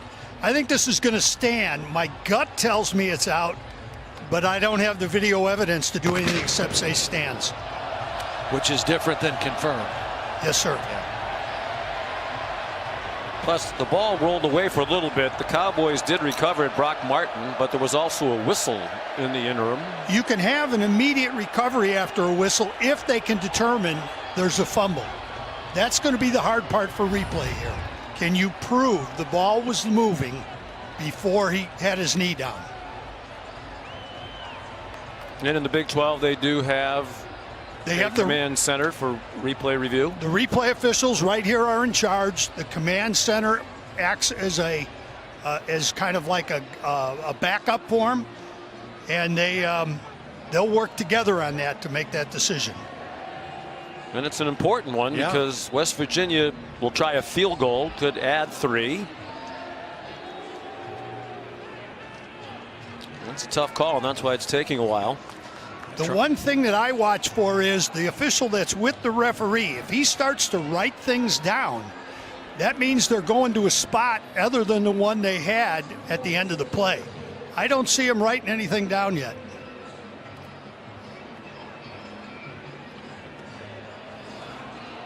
We had a couple of shots taught at the coaches, anxiously awaiting this decision. An interesting relationship between the two of them. We talked about Dana Holgorsen was here for 1 year as the offensive coordinator in 2010. Very successful year. They're one of the highest scoring teams in the country. They set the school record in points and passing yards. They won 11 games. Well, Bill Lamagna said when they start to write, it means something is likely to change. It's Donnie Altman, the back judge. And I thought it was interesting what Dana Holgorsen said. It was kind of a collection of odd people. Like he's by his own mission. It's a little bit goofy. Yeah. Mike Gundy didn't seem to like it when we asked him if he considered himself to be goofy. He said, Wickline was kind of odd, and Spavital was kind of odd. It was like kind of like the island of misfit toys, from the Rudolph movie. Apparently they get along fine now. When they go to the conference meetings, they interact. And it wasn't that they disliked each other. It's just an interesting mix. The runner fumbled the ball before he was down. It was recovered by the defense at the 17-yard line. First down. Please reset the game clock to 9:43. 9:43. Well, Bill, I'm inclined to agree with you. It kind of felt like it was a fumble, but I'm not sure we ever really saw video evidence to reach that conclusion definitively. However, it's happening. That's what you can't control sometimes. They must have felt they had a view, maybe on this view here, that the ball is starting to move before the knee hit. I think that's probably the one. It looks like the knee's not quite down when that ball does look like it's popping out. And they probably slowed it down too. Well, I'll go with replay on this one. I was wrong on my first looks, but this is a good correction by replay. From the 17-yard line, all kinds of acreage for Hubbard to weave his way through.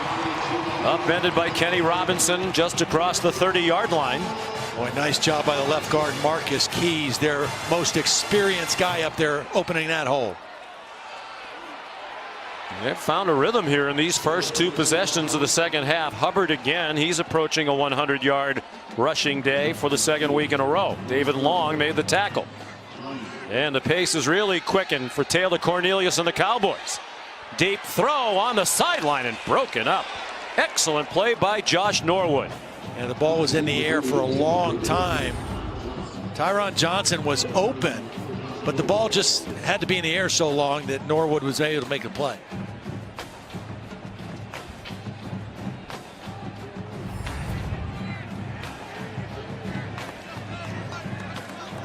Now a key 3rd down and 3. Oklahoma State with a touchdown to open the half. A takeaway. Can they keep the drive moving after the first West Virginia turnover of this game? Kylan Wallace, the motion man. Quiet day by his standards. They swing it to him. He has the first down out of bounds near the 45. Having trouble getting the football in the traditional ways, throwing it to him downfield.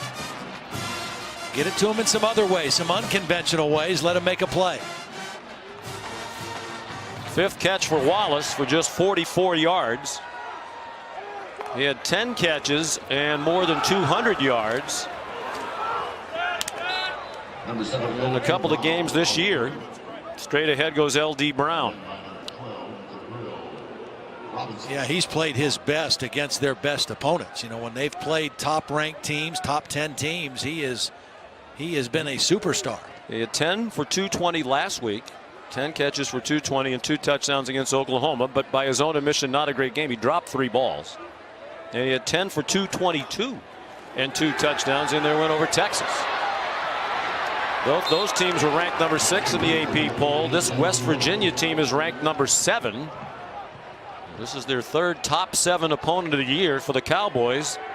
1-1 against the first 2 and trying to make it a 1-score game against this one with 8 minutes to go in the quarter. And L.D. Brown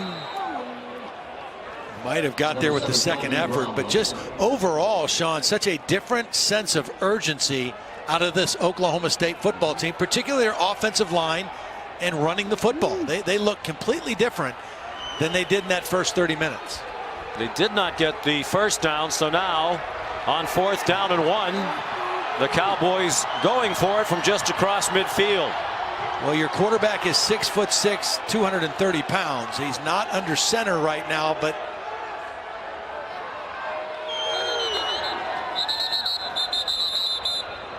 in timeout, Oklahoma State. Took them a long time to figure out the play call. But they want to make sure they get the right one in this key situation.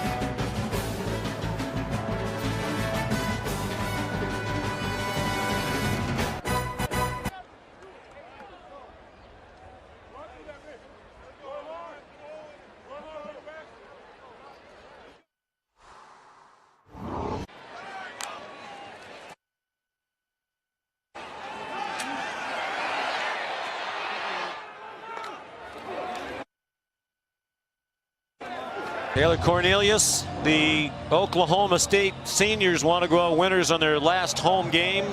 Want to become bowl eligible for the 13th year in a row. That would extend the 10th longest active bowl streak. Big play here, 4th down and a yard. Well, I think if Taylor is under center, they will go quarterback sneak here. He's every bit of 6'6". West Virginia might have moved. There are flags down. Hubbard gets the first down with a yard to spare. Marcus Keys, the offensive lineman, pointing at the defense, saying they were the ones who jumped. We'll see if the officials concur. Yeah, They'll take the penalty because it got more than the play. Good use of the snap count by Cornelius. Draw the offsides and get the first down. Offside, number 46 of the defense. It's a 5-yard penalty and a first down. Reese Donahue, defensive end. He's He's right here. He should be watching the ball instead of listening to the quarterback's voice. Tried to get an early jump. Linebacker Giovanni Stewart up on the line of scrimmage also moved. Play fake to Hubbard. Cornelius has a man wide open. It's Dylan Stoner. Stayed on his feet for a moment. Then when he realized he was going to stumble down, he dove to get as much out of it as he could. It's a first down to the 16, a 27-yard gain.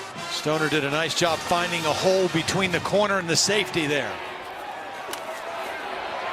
Chuba Hubbard. You wouldn't know he was a world-class junior sprinter. Shea Campbell injured again. Trying to gut it out. He's been hurt a couple of times.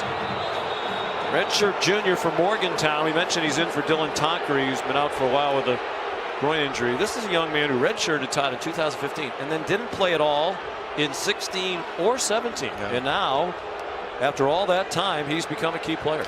And that position has taken some hits this year. They've got two other guys, Brendan Ferns and Quandarius Qualls, that were both injured in the spring.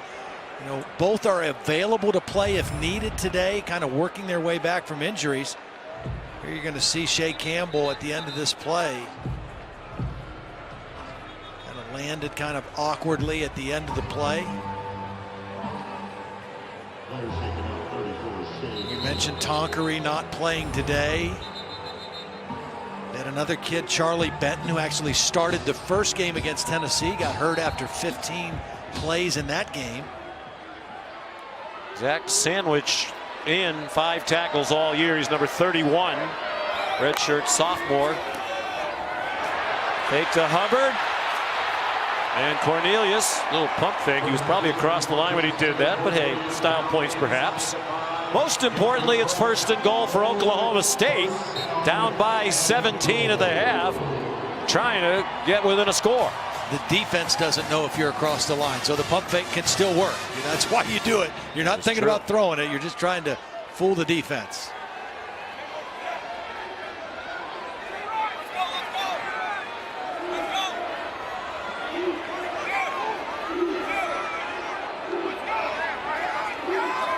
So far, Oklahoma State 3 for 3 in the red zone. West Virginia brings people. Cornelius turns the corner. Gets yardage, but not to the pylon. Chased out by Ezekiel Rose at the 2. And a flag now on the far sideline along the line of scrimmage.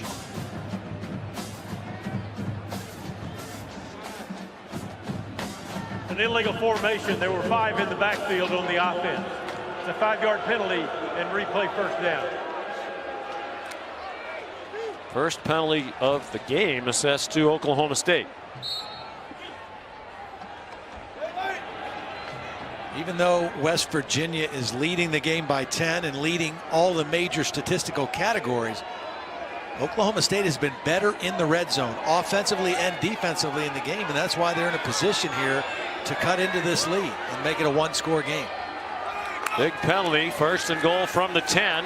Swing pass, Hubbard, no gain. Well played, Josh Norwood. He's been involved in a lot of the action from his cornerback spot today. Started his career at Ohio State. Then a redshirt year, then played 1 season before transferring to community college and now to West Virginia. If I'm West Virginia defensively, even though it's second down here, I'm not leaving Tylan Wallace without some safety help. I'm not going to play him single without any help over the top. Shift in a similar manner to when they got the penalty a moment ago. Lined up correctly that time. Hubbard got flattened at the 3-yard line. Was he down? Apparently not. Now the officials say he's down at the 1. He extended the ball to the goal line. Didn't get that, but they did give him that extra yardage after he took the big hit and still kept on going. It's a nice catch. Had to reach behind him. Lands on top of the player. Short of the goal line. Third down. Boy, that's tremendous effort by Hubbard to keep fighting. Right now, he doesn't think he's down, that his leg hit the ground. He landed on top of a defender and kept fighting for the ball to get to the goal line. Here's an impressive player from Sherwood Park, Alberta, near Edmonton. Redshirt freshman.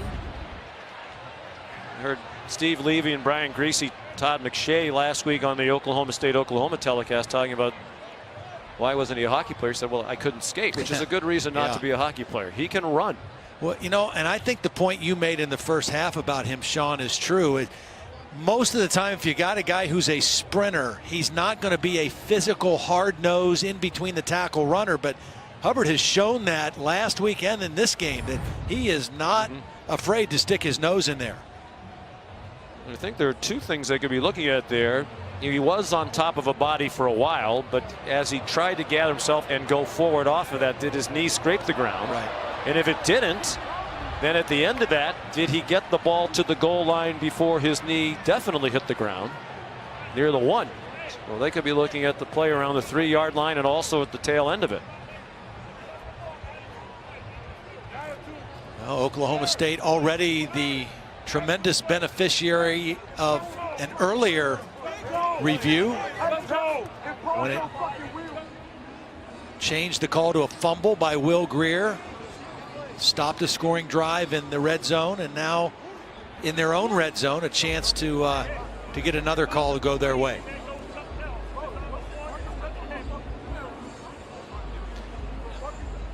Whatever the case may be, the change in attitude that starts with the offensive line of Oklahoma State, with their 4th different offensive line combination of the season because of the change at center. The difference in the second half from the first half has been like night and day. They have really started to seize control of the line of scrimmage. After further review, the runner's leg was down with the ball at the 2.5-yard line. Good call, it's Sean. 3rd down.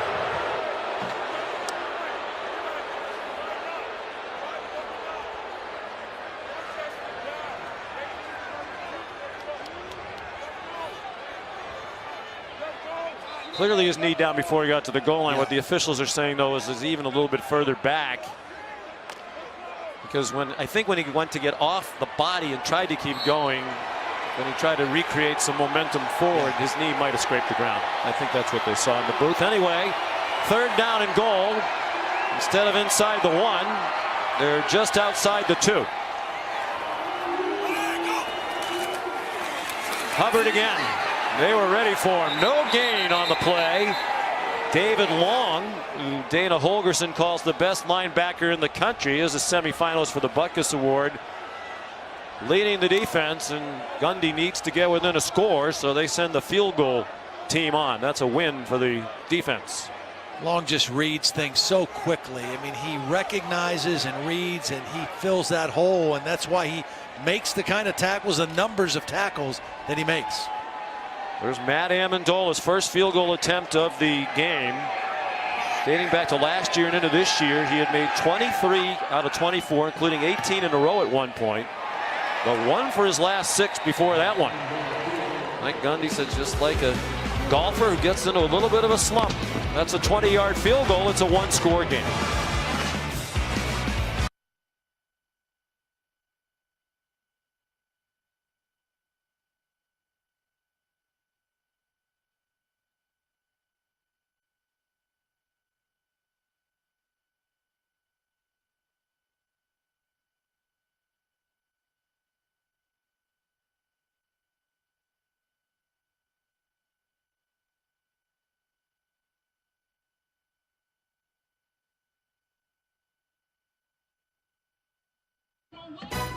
College football presented by Jared on ABC is brought to you by Nissan, innovation that excites, and Rocket Mortgage by Quicken Loans.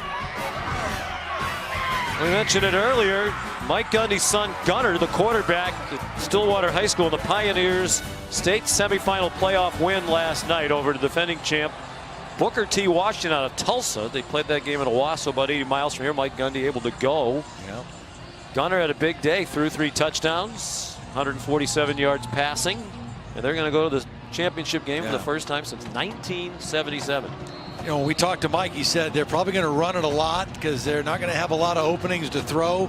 Quantrell Walker, the sophomore tailback, carried it 36 times, 231 yards. He was the workhorse. I like what Mike Gundy said when we asked him, does he give the Stillwater coaches some input? He said, hey, they're 11-0. I'm 5-5. They don't need my help. They're doing better than I am. Justice Hill's brother, Dax Hill, star safety for Booker T. Washington and running back. He's heading to Michigan. Yeah. One of the top running back recruits in the country. Well, Trevon Wesco, again, I think he's the difference maker for this offense. Been a little bit quiet. This was the first play of the game. He caught the football, but where he really shows up is a run blocker. And the reason West Virginia's running game has picked up dramatically here the last 3 or 4 weeks. Very physical at the point of attack. He's got to get it going here again in the second half. Just joining us, West Virginia led by 17 at the half. 31-14 with 10 points for Oklahoma State here in the third quarter. Letty Brown, the ball carrier. Wesco shifts to the left end of the line for the 2nd down and 3. Brown again trying to turn the corner to the right, and he does not get back to the line of scrimmage. Whistle dead at the 31-yard line. Enoch Smith and Malcolm Rodriguez, the tacklers. Beautiful job by Enoch Smith getting penetration into the backfield.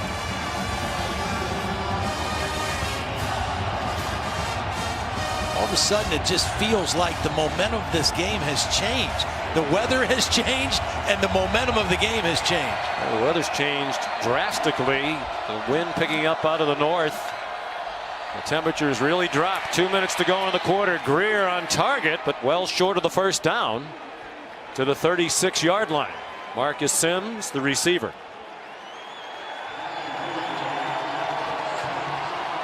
Well, some of the folks, Todd, left at the half. A lot of people we saw walking into the stadium today in shorts, T-shirts. It was in the mid-60s. But right now, the temperature is 50 with the wind chill. It's in the mid-40s. And I think some of those folks who weren't dressed for it have gone home. Yeah.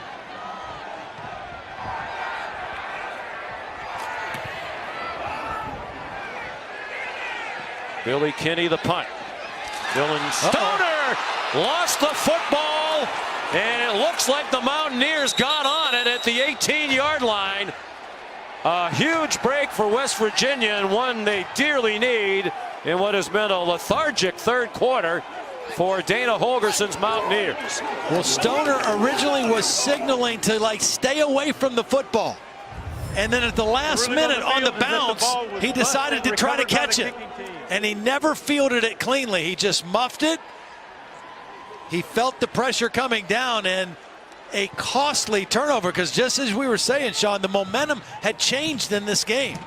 And all of a sudden now, West Virginia with their 4th turnover that they forced in the football game.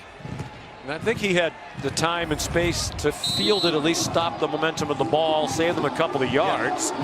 But clearly he took his eye off the ball as they were closing in on him rapidly. I think he just hesitated. I think his first instinct was to let it alone, and then at the last minute he tried to field it, and he didn't do it cleanly.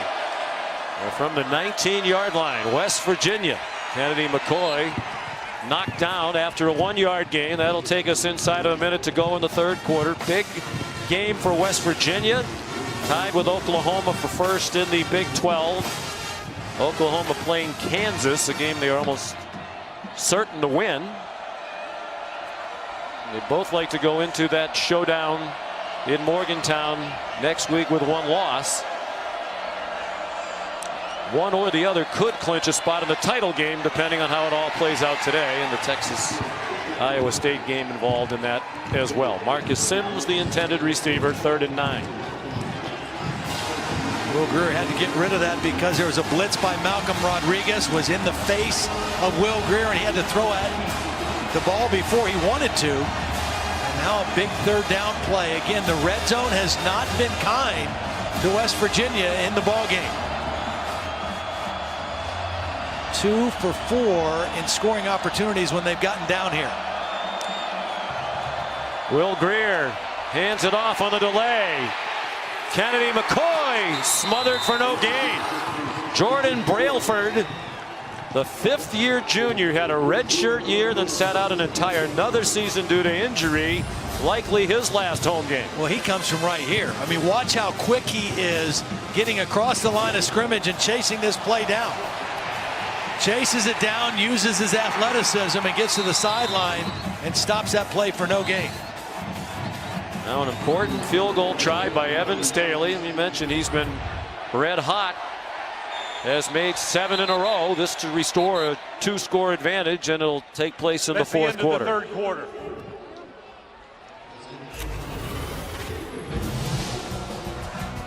Heading to the fourth in Stillwater. West Virginia leading 31-24.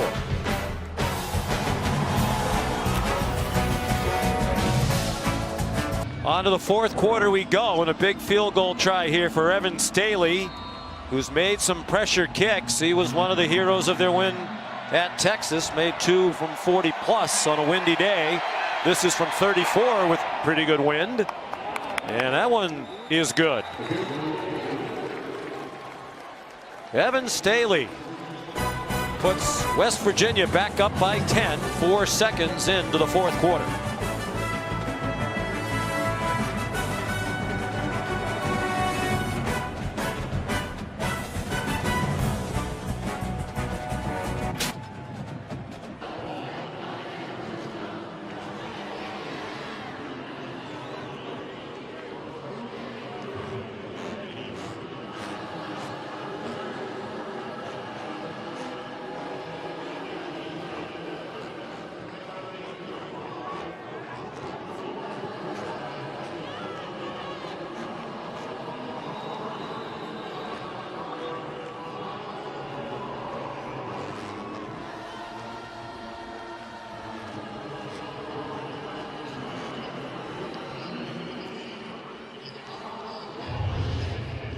Well, it's a little chilly for the fans who remain, but they're glad they stuck it out. It's become kind of a typical Big 12 game. High scoring. A 10-point lead for West Virginia. Luke Hogan gets ready to kick off. And L.D. Brown back deep for Oklahoma State.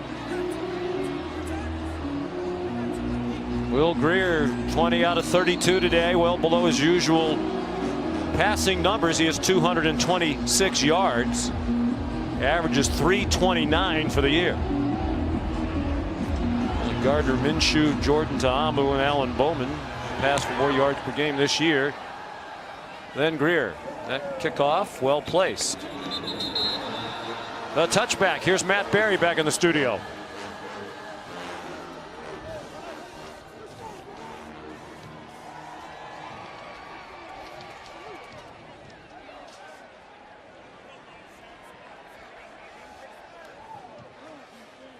We're in a battle with the Hoosiers. Ohio State survived at Maryland, came from behind to win in overtime. Still can't believe Maryland did not complete that 2-point pass. It was open.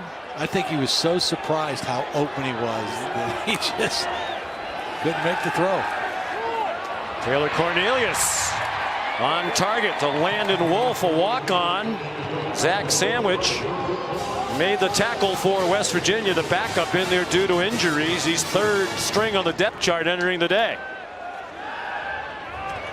And a risky throw by Cornelius for Tyron Johnson. Josh Norwood had the coverage. Pretty much the same play, little play action fake slant route on the backside. Norwood's had a nice ball game. He has been very active and had his hands on a lot of footballs. Tony Gibson, the defensive coordinator, said he's not big, just 175 pounds, but he's physical and active, and he's demonstrated that again today. Another slant. Oklahoma State throws a lot of those. That one to Stoner. 3 yards short of the first down. 3rd down 3 near midfield.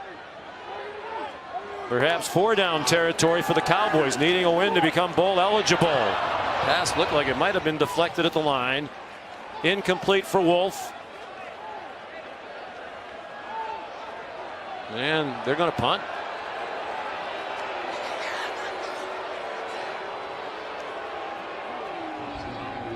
Are you surprised at all by that? There's a lot of time left, so no, I'm not totally surprised. I think they are feeling like they are starting to take a little bit more control of the football game here in the second half, even with their defense. Oklahoma State dominated the third quarter, outgained West Virginia 149-71. Fair catch by Sills, a 40-yard punt.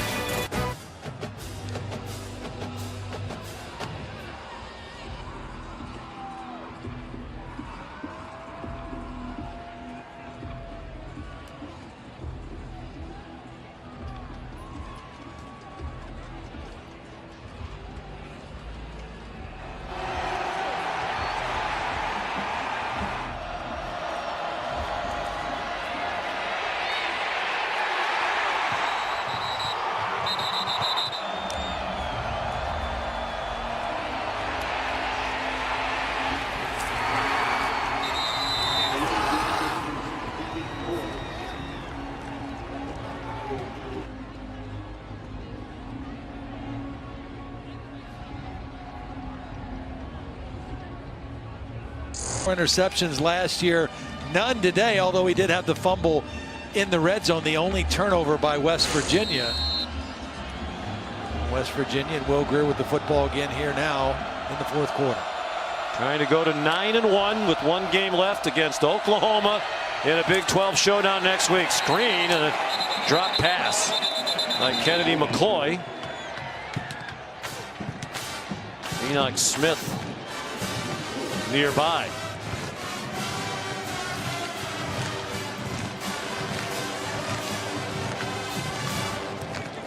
Now this is where you need Will Grier and David Sills, your two leaders, to step up and make some plays here. Get some confidence back in your offense. Sills just 2 receptions today. That pass intended for him. He's been targeted now 7 times with just the 2 catches. Again, these two corners, Rodarius Williams, number 8, and A.J. Green there, number 4, they're very physical. They played this way last year in Morgantown against David Sills and Gary Jennings and Marcus Sims, and they're doing it again tonight.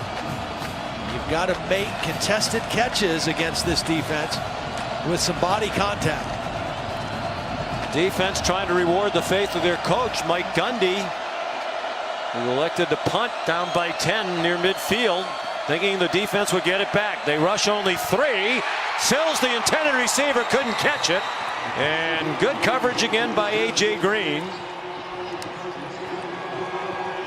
Diving attempt for the interception by Colby Peel. So they do reward the decision to punt with a 3 and out. They're just more physical. The secondary guys are more physical than the West Virginia wide receivers. They both have a shot at the football. And A.J. Green is just a more physical player at the point of the football than David Sills was right there. Oklahoma State should get very good field position. Came after Kinney again.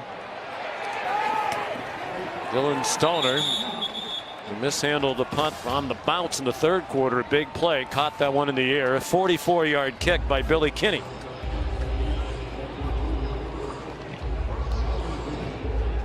The defense has done its job for Oklahoma State.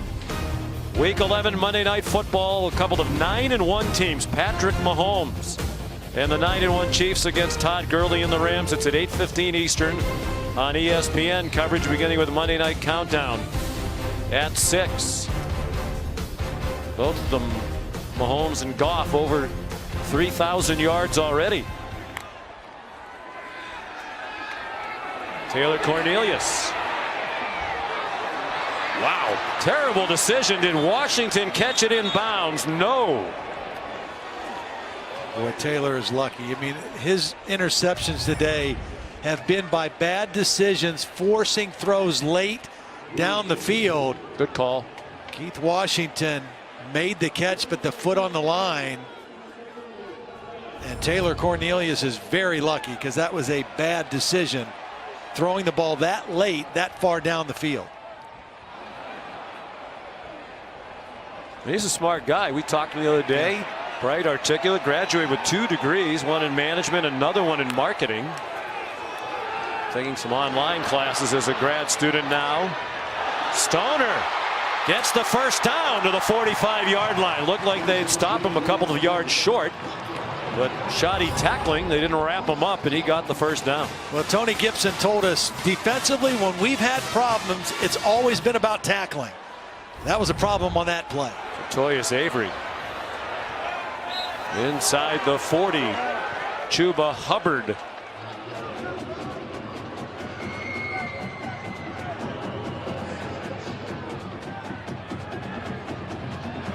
A 100 yards now for the second week in a row. Hubbard had 104 in the loss at Oklahoma last week. Had 3 touchdowns in that game. Hubbard stopped for a loss, but there is a flag down.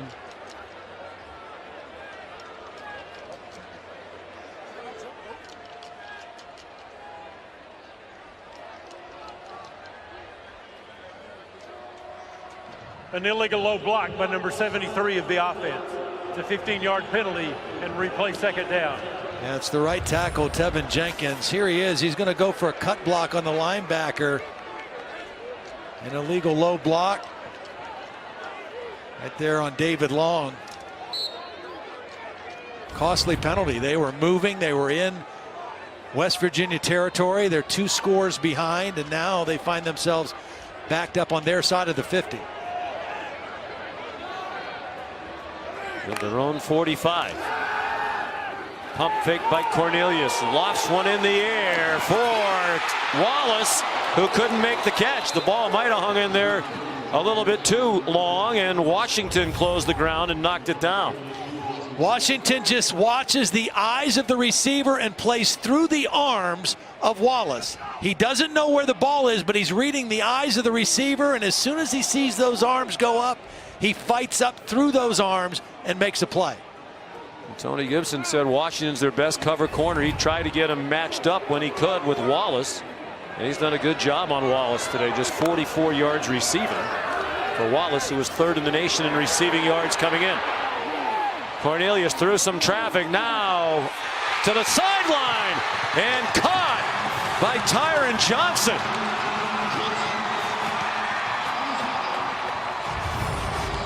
The question is, did Tyron Johnson run out of bounds, or did he get forced out of bounds? If he got pushed, he can come back in and make the play. Keeps his feet in on the catch. Was forced out of bounds, came back in and reestablished himself as an inbounds player. It is a catch. Nice job by Taylor Cornelius extending the play, buying himself some time until he saw Johnson open on the sideline.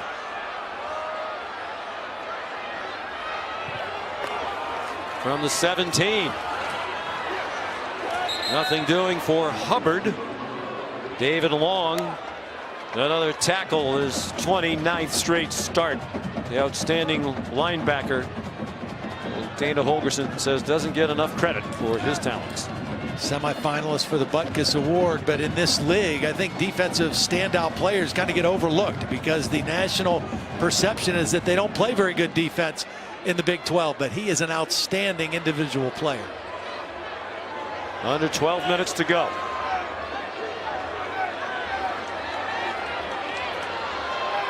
Crowd almost completely silent with the Cowboys on offense. Gibson brought a blitz and it worked. Kenny Bigelow in the middle of it for West Virginia, but Hubbard could not get started and did not get out of the backfield. And sometimes you blitz to rush the passer, sometimes you blitz to stop the run. Zach Sandwich, the linebacker, came on the blitz that time, and Bigelow also there to make the play and bring up a 3rd and long situation. Again, Oklahoma State needs to score twice, so they don't have to score a touchdown on this possession. We do have a shaky field goal situation. Swing pass, Hubbard uses his blocks on the corner and gets the first down. Kenny Robinson presented a touchdown.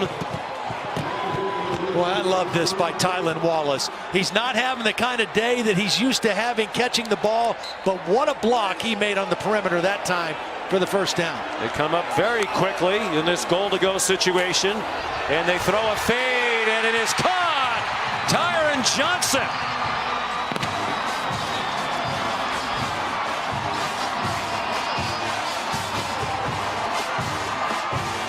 The safety help is going to Wallace's side. It's single coverage on Norwood, who's had a heck of a game.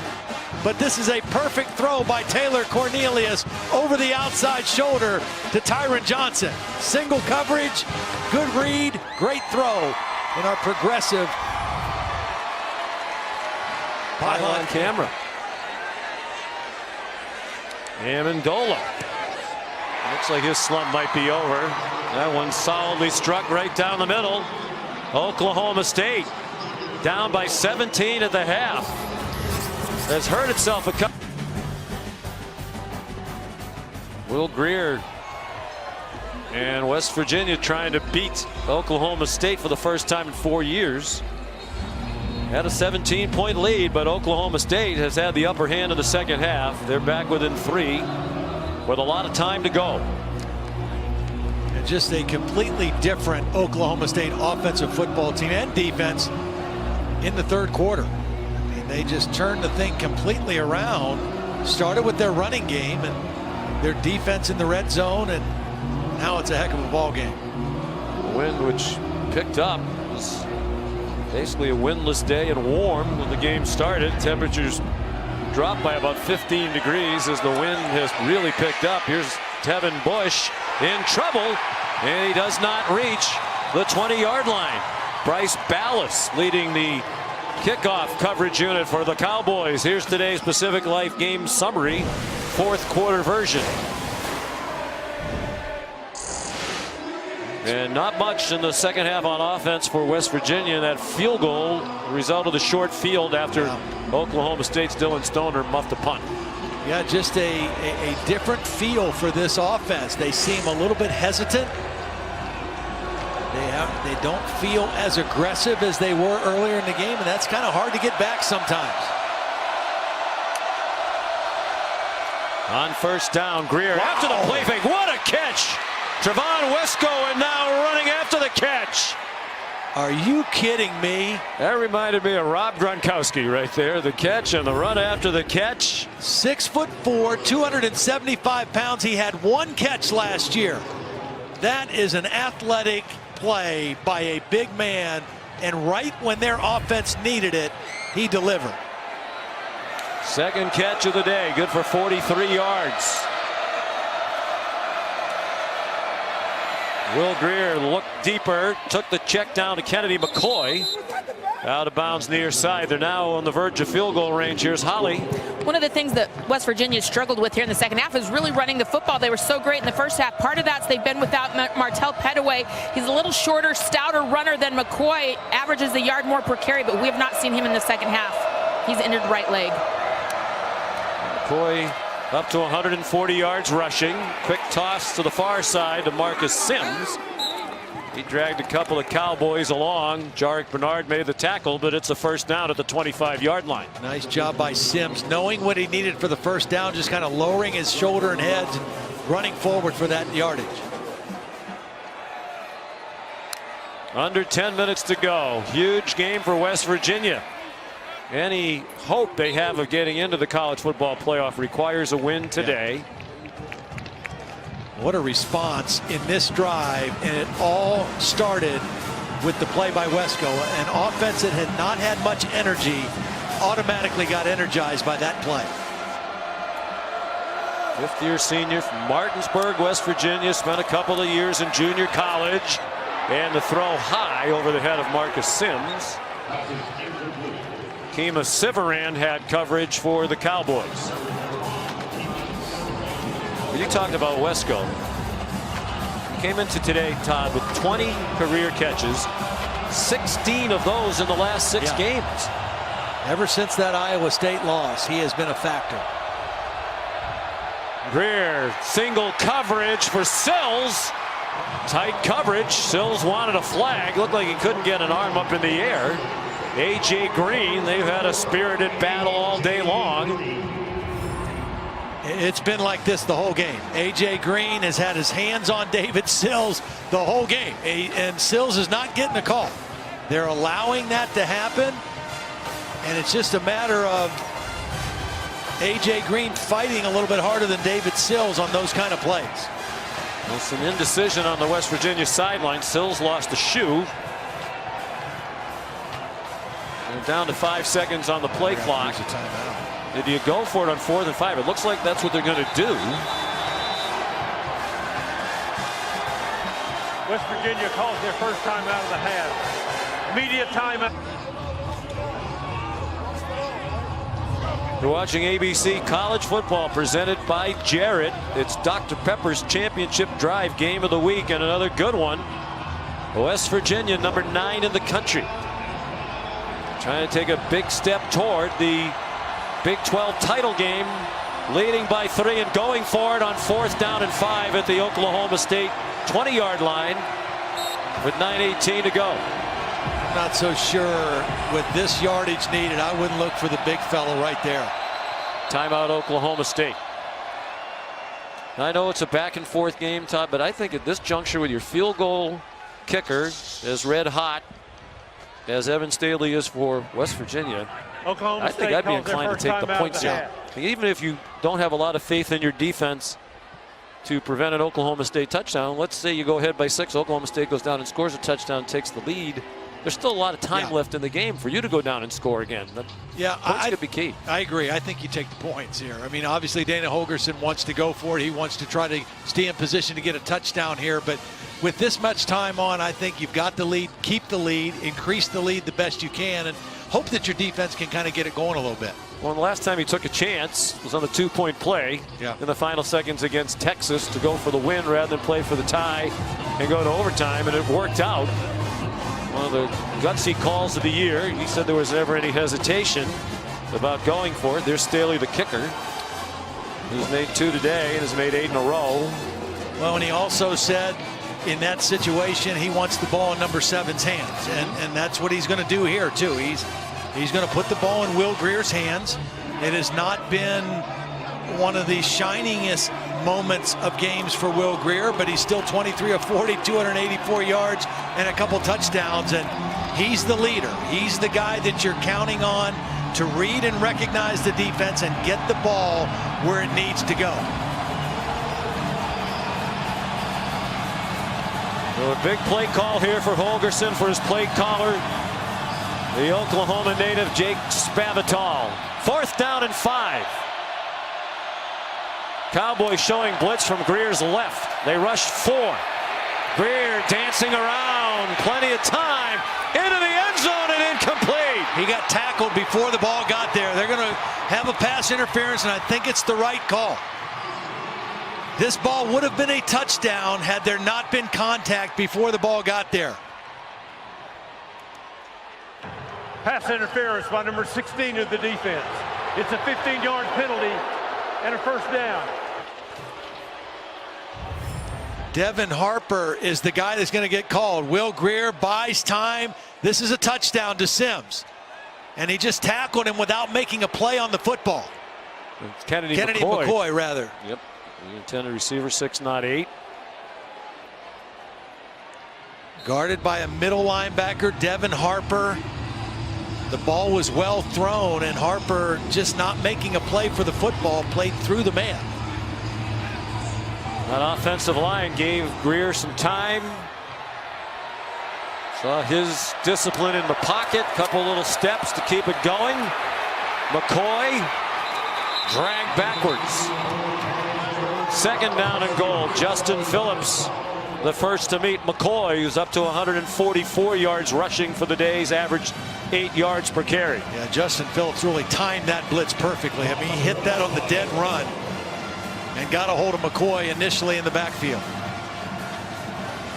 Holly mentioned Martell Pettaway, good short yardage back, ordinarily might be out there, but not available. So they stick with McCoy and a bunch of 3 receivers to the right. Sims across in motion. McCoy again. They've run that play, variations of it a lot today, and the Cowboys have seen enough of it. Cole Walterscheid, the tackle. It's just his own play, and they overloaded it. Edison Magruder came from his safety position and was the unblocked man in the hole as well. Very little running room there for McCoy. Jake Spavital on the left, now the middle of your picture. 33-year-old offensive coordinator. They have not had success with David Sills fighting tight man-to-man coverage for the football. 3rd and goal from the 6. Probably 4-down territory based on what we just saw. Bush didn't catch it. They went for the quick throw out wide to Tevin Bush. And it's an incomplete pass. 4th and goal. They converted on 4th and 5 a moment ago. Can they get it in on 4th and goal from the 6?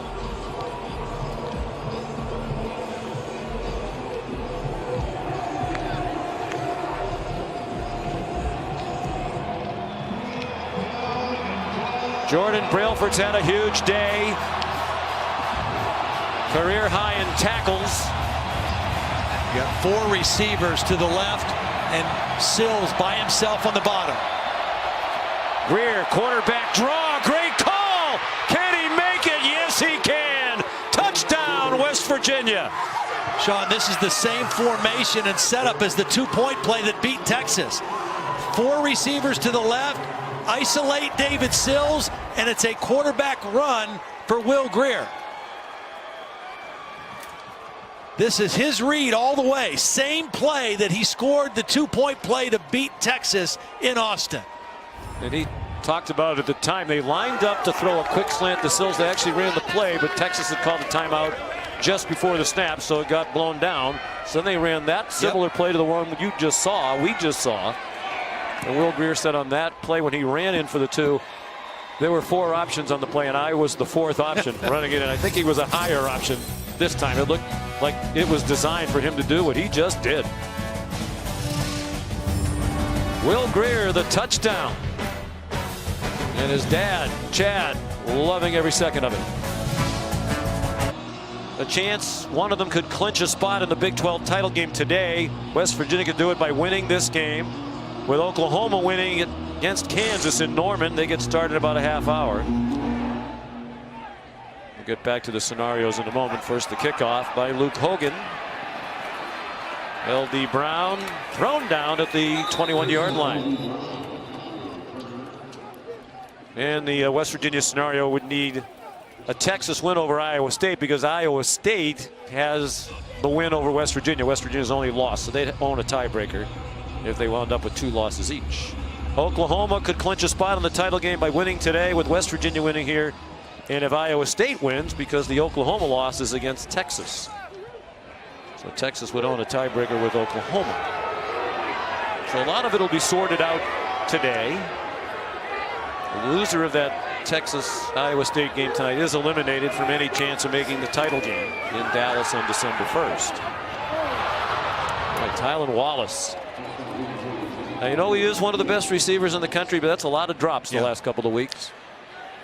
Well, and they've paid a lot of attention to him today. I mean, they've had double coverage rolling over the top. They've not let him get free for the big play. And I think he's a little frustrated. And it shows on plays like that as well. Huge touchdown drive a moment ago by West Virginia has quieted the crowd for the time being. They went for it twice on 4th down, including on 4th and goal for the touchdown. But here come the Cowboys back. Dylan Stoner to the 44, gain of 22. Stoner has a nice knack of just finding holes in the defense. Cornelius steps up and takes off. And he wasn't going to slide down. He lowered his shoulder into Zach Sandwich at the end of a 17-yard run. He's a feisty guy. Yes, he is. Now, he doesn't say much, but he's a pretty feisty guy.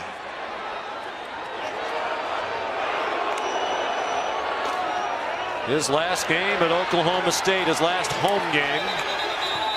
Dylan Stoner. Did he get to the 1st down marker? Waiting for the spot far sideline. There's a West Virginia player slow to get up. And the Cowboy fans booing. This is a few times today they believe their offense has been slowed down by someone who may or may not be injured. Kenny Bigelow down again. You know, the pace right now makes it feel like we're in the final couple minutes of the game, but there's still 7 minutes, just under 7 minutes left in the football game. So a lot of time for both of these teams. Game is far from over.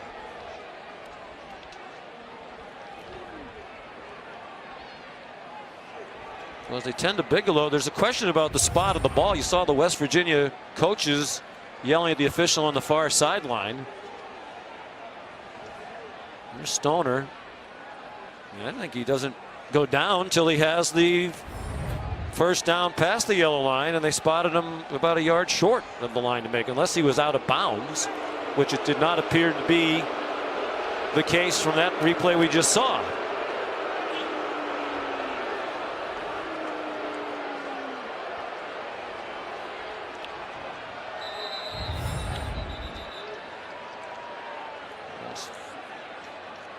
Well, there he clearly stepped out of bounds, but hard to tell if he was beyond the marker or behind it when he did that. From that angle, it looks like, well, they have the ball just inside the 30-yard line.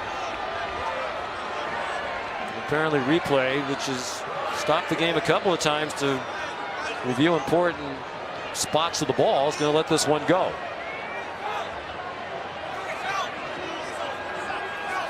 Second and 1.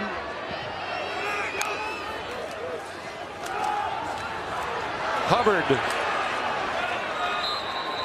got the first down, bounced off some hits. David Long and Reese Donahue combining on the play for West Virginia. 6.5 to go. Cowboys on the move again. And I think we're seeing, Todd, why Dana Holgerson went for it twice on fourth down on the last drive. Would not have felt comfortable with a 6-point lead. The way Oklahoma State's moved the ball in the second half. Tyron Johnson is the guy at the bottom who's going to get the single coverage most of the time if you're looking for a big throw. Play clock down to 5. Pressure off the corner, and he got upended. Cornelius escapes away from it. Throws into the end zone, and Stoner could not hang on. He had Stoner open early, but he couldn't get his feet set to throw it. When he did throw it, there were some bodies around. Stoner goes high to make the play, but the hit by Kenny Robinson at the end knocks the ball loose. But if Cornelius could have seen Stoner early, he was wide open and a breakdown in the West Virginia coverage, but he couldn't get him the football.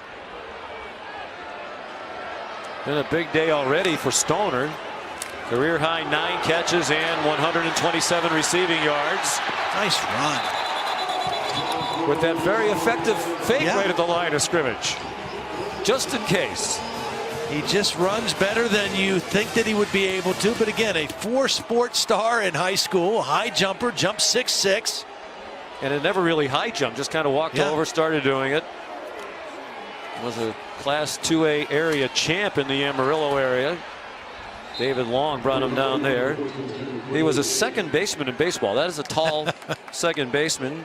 And he was 2 times the district MVP. 3rd team All-State as a second baseman. Class 2A All-State in basketball. And yet couldn't get a scholarship offer from anyone for anything. Except West Texas A&M. So he walked on here.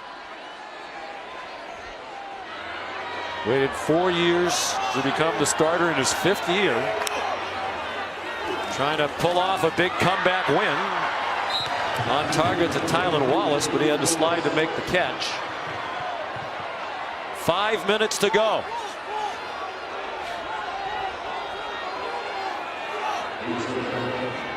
Stoner's been a go-to guy. Cornelius keeps it again. Touchdown! I talked to Coach Gundy about it a little bit, but we didn't talk about it much. I said to him, I've been loyal to you. He's been loyal to me. I just told him, I'm going to play my guts out for you if you stick with me and give me the opportunity. And boy, has he ever. Yeah, he's had an up and down season. But huge in the game last week. Set the Bedlam game record with 501 yards passing. Fair catch on the Hockett kickoff by Letty Brown. Here's Matt Barry back in the studio.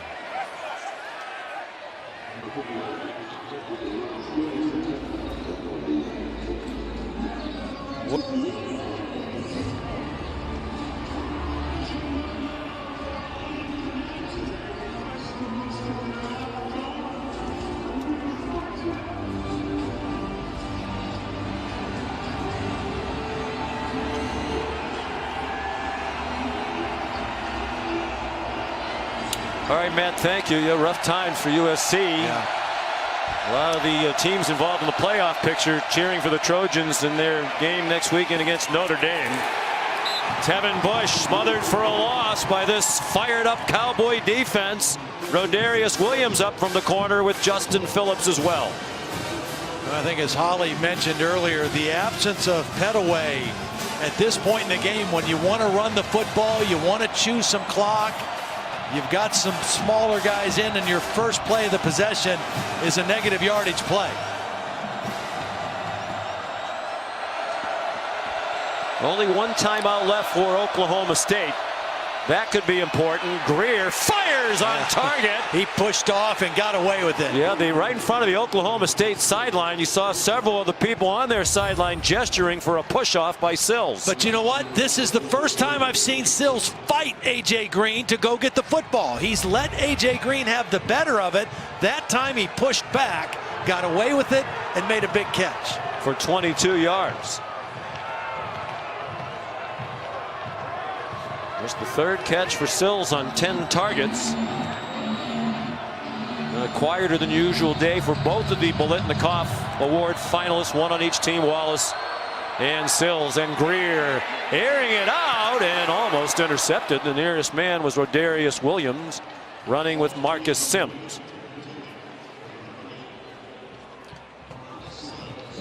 I think you got to look to throw inside, because these two corners, Williams and Green, are good and they're physical. I think you got to look for Gary Jennings or your tight end Wesco inside. It took Williams a long time to get back in the play there.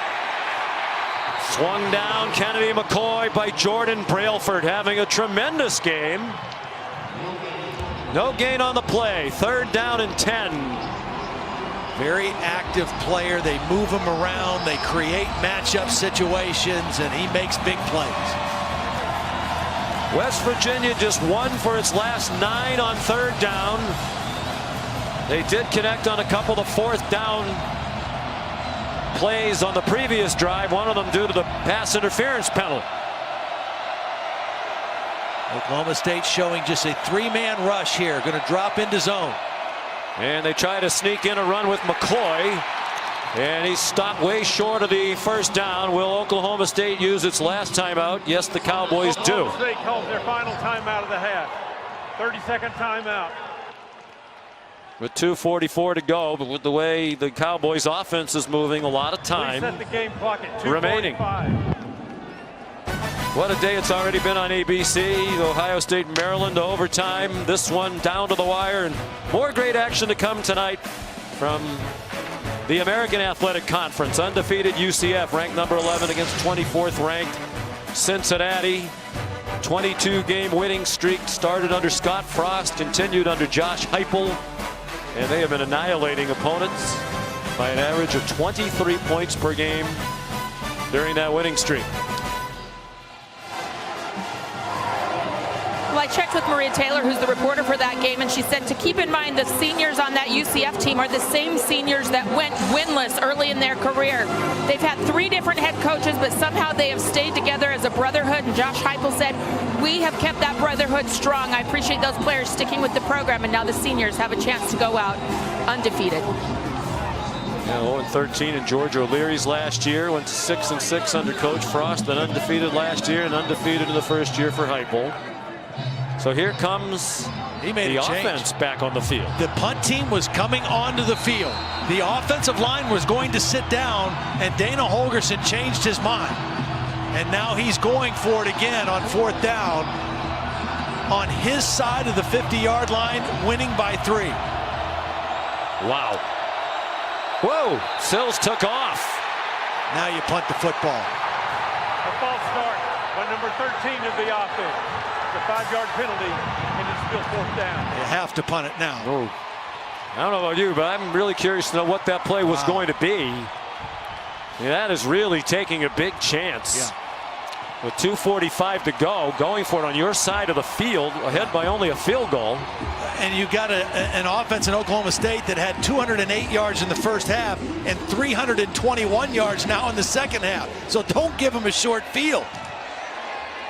So here's Kinney with a gusty wind. And that one gets affected by the wind.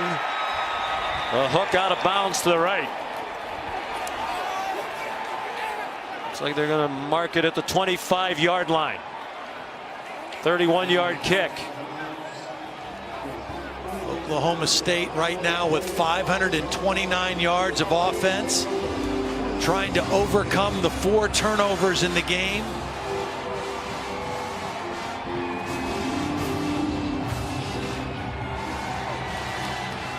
Down by 3.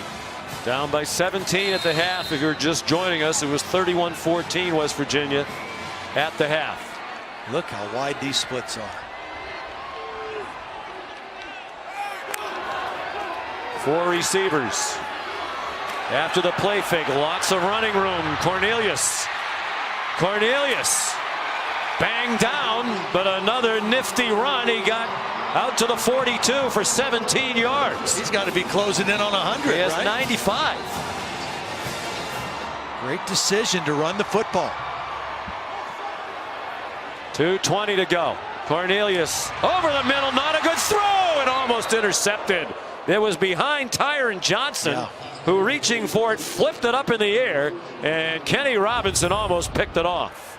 Ball was thrown behind, and Tyron Johnson actually flipped it up in the air, and Kenny Robinson almost came up with another interception. Forced the fumble early in the game, almost came up with another big play. 2:16 to go. 94 rushing yards for Cornelius is a career high.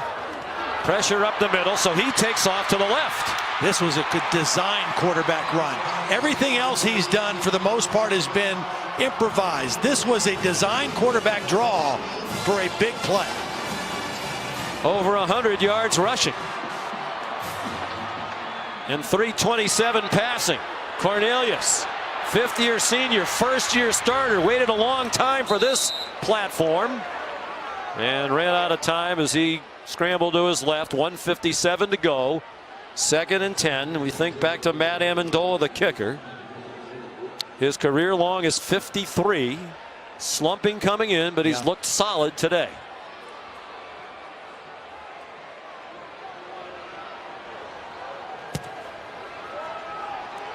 They have room to gain before he enters into the equation. Just 3 down linemen for West Virginia. Well off the line of scrimmage. Behind them. Play clock at 2. They get it off. Hubbard weaves through the traffic. Hubbard in the field goal range at the 22-yard line. Drayvon Askew Henry with the big stop for West Virginia. We talked about the new center in there. Rye Schneider, what a block on the second level on the linebacker to break that play open. And you wonder if some of the defensive attention now was on Cornelius, thinking that he might keep it with the way he's been running lately. The Mountaineers crowd the line a bit, then start to retreat. Under a minute and a half to go. This defense is calling for a pass because they're in there to stop a run. Here's Hubbard again. First down, 11-yard line. Kenny Robinson made the tackle. And Todd, if you're West Virginia now, do you start thinking about timeouts? Yeah, you might need to.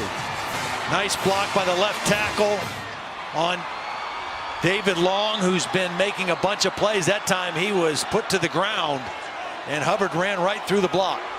And Cornelius, 4 years of backup, so poised. Running the play clock down, making sure they're in the right play, making the right decisions on whether to keep it or hand it off. They're coming after him. He throws quickly. It's caught. It is a touchdown for Tylan Wallace with 42 seconds to go.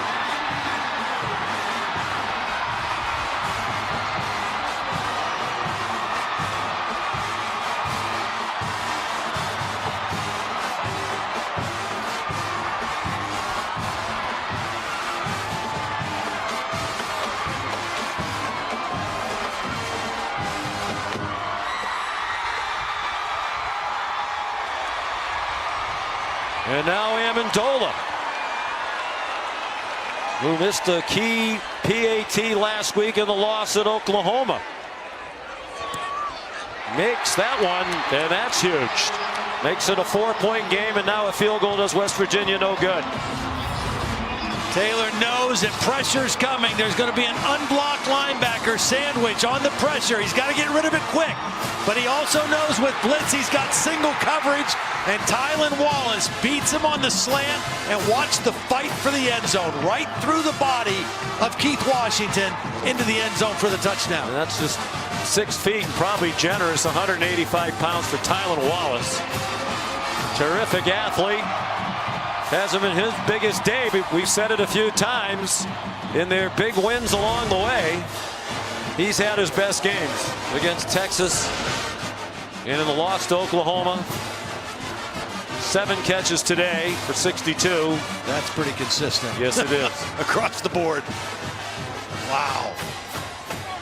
First lead of the day for Oklahoma State.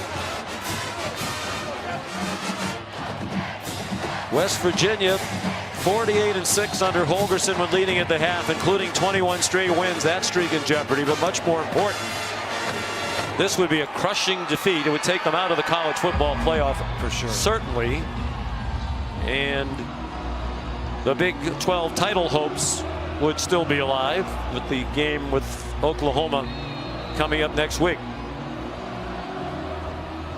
on Friday night in Morgantown. Do they have a little Mountaineer magic left? They certainly have the quarterback, an offensive unit who could get it done. Matt Hockett. He'll take it at the 25. Tevin Bush, the fair catch. For Will Grier, 306 yards passing today. His 18th career 300-yard game. He was tied with Geno Smith starting today for most in school history. That's today's Aflac game fact. But it won't mean a thing to him if it comes in a loss. Oklahoma State realizing they're 42 seconds away from bowl eligibility for the 13th year in a row if they can hang on. Will Grier, look out, almost dragged down. He got away, but only 3 yards, and Kevin Henry made the tackle. I'm surprised they didn't use a timeout here, Todd, because this is going to take a long time to get back lined up. Yeah, about 7 or 8 seconds worth. Grier caught, first down. Gary Jennings. The clock stops until they reset the chains. He's still got 2 timeouts, but at 18 seconds you've got to conserve every second you can now. Long way to go. They need a touchdown. They need 61 yards. Grier, what a throw and catch inside the 30. Gary Jennings, a bullet into traffic and a contested catch for 33 yards. You have time for 2 plays for sure if you throw on time. They got out of bounds to stop the clock, and added bonus. What a huge play. From the 28-yard line, 11 seconds to go, down by 4. Grier throws out of bounds. No chance. Jennings was out of bounds. 7 seconds, 2 timeouts.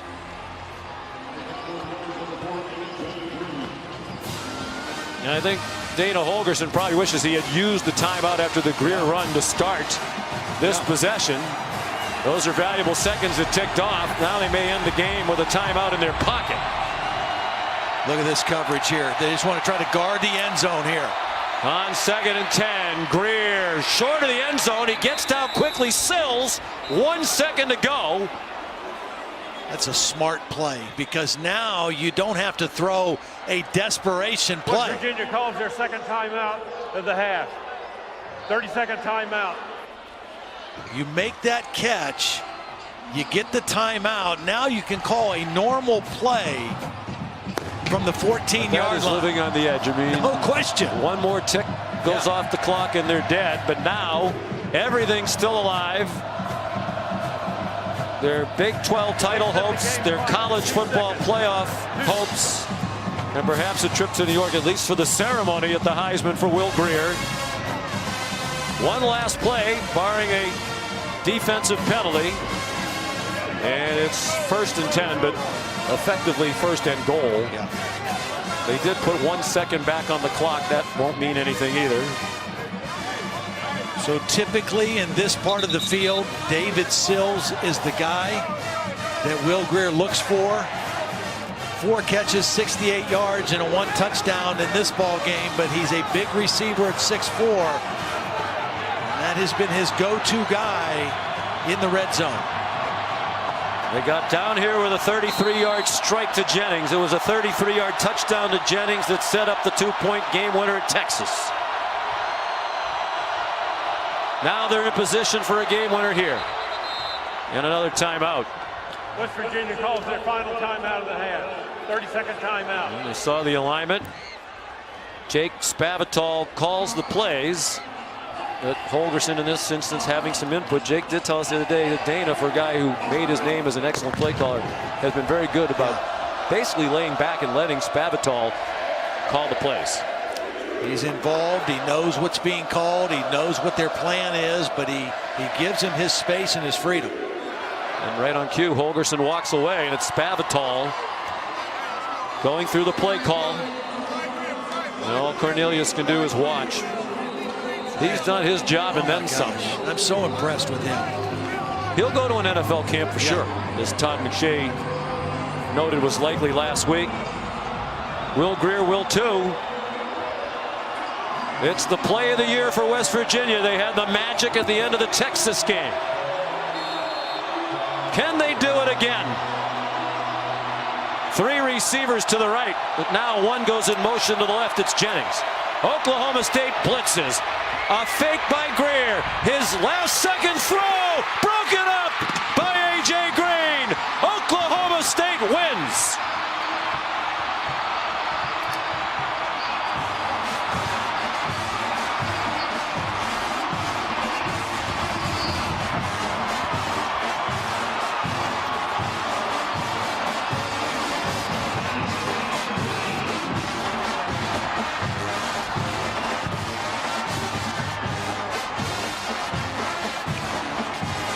Well, he was looking for David Sills, but because he was flushed from the pocket, he wasn't able to get a lot on this throw. And these 2 guys, Sills and A.J. Green, have been fighting the whole night.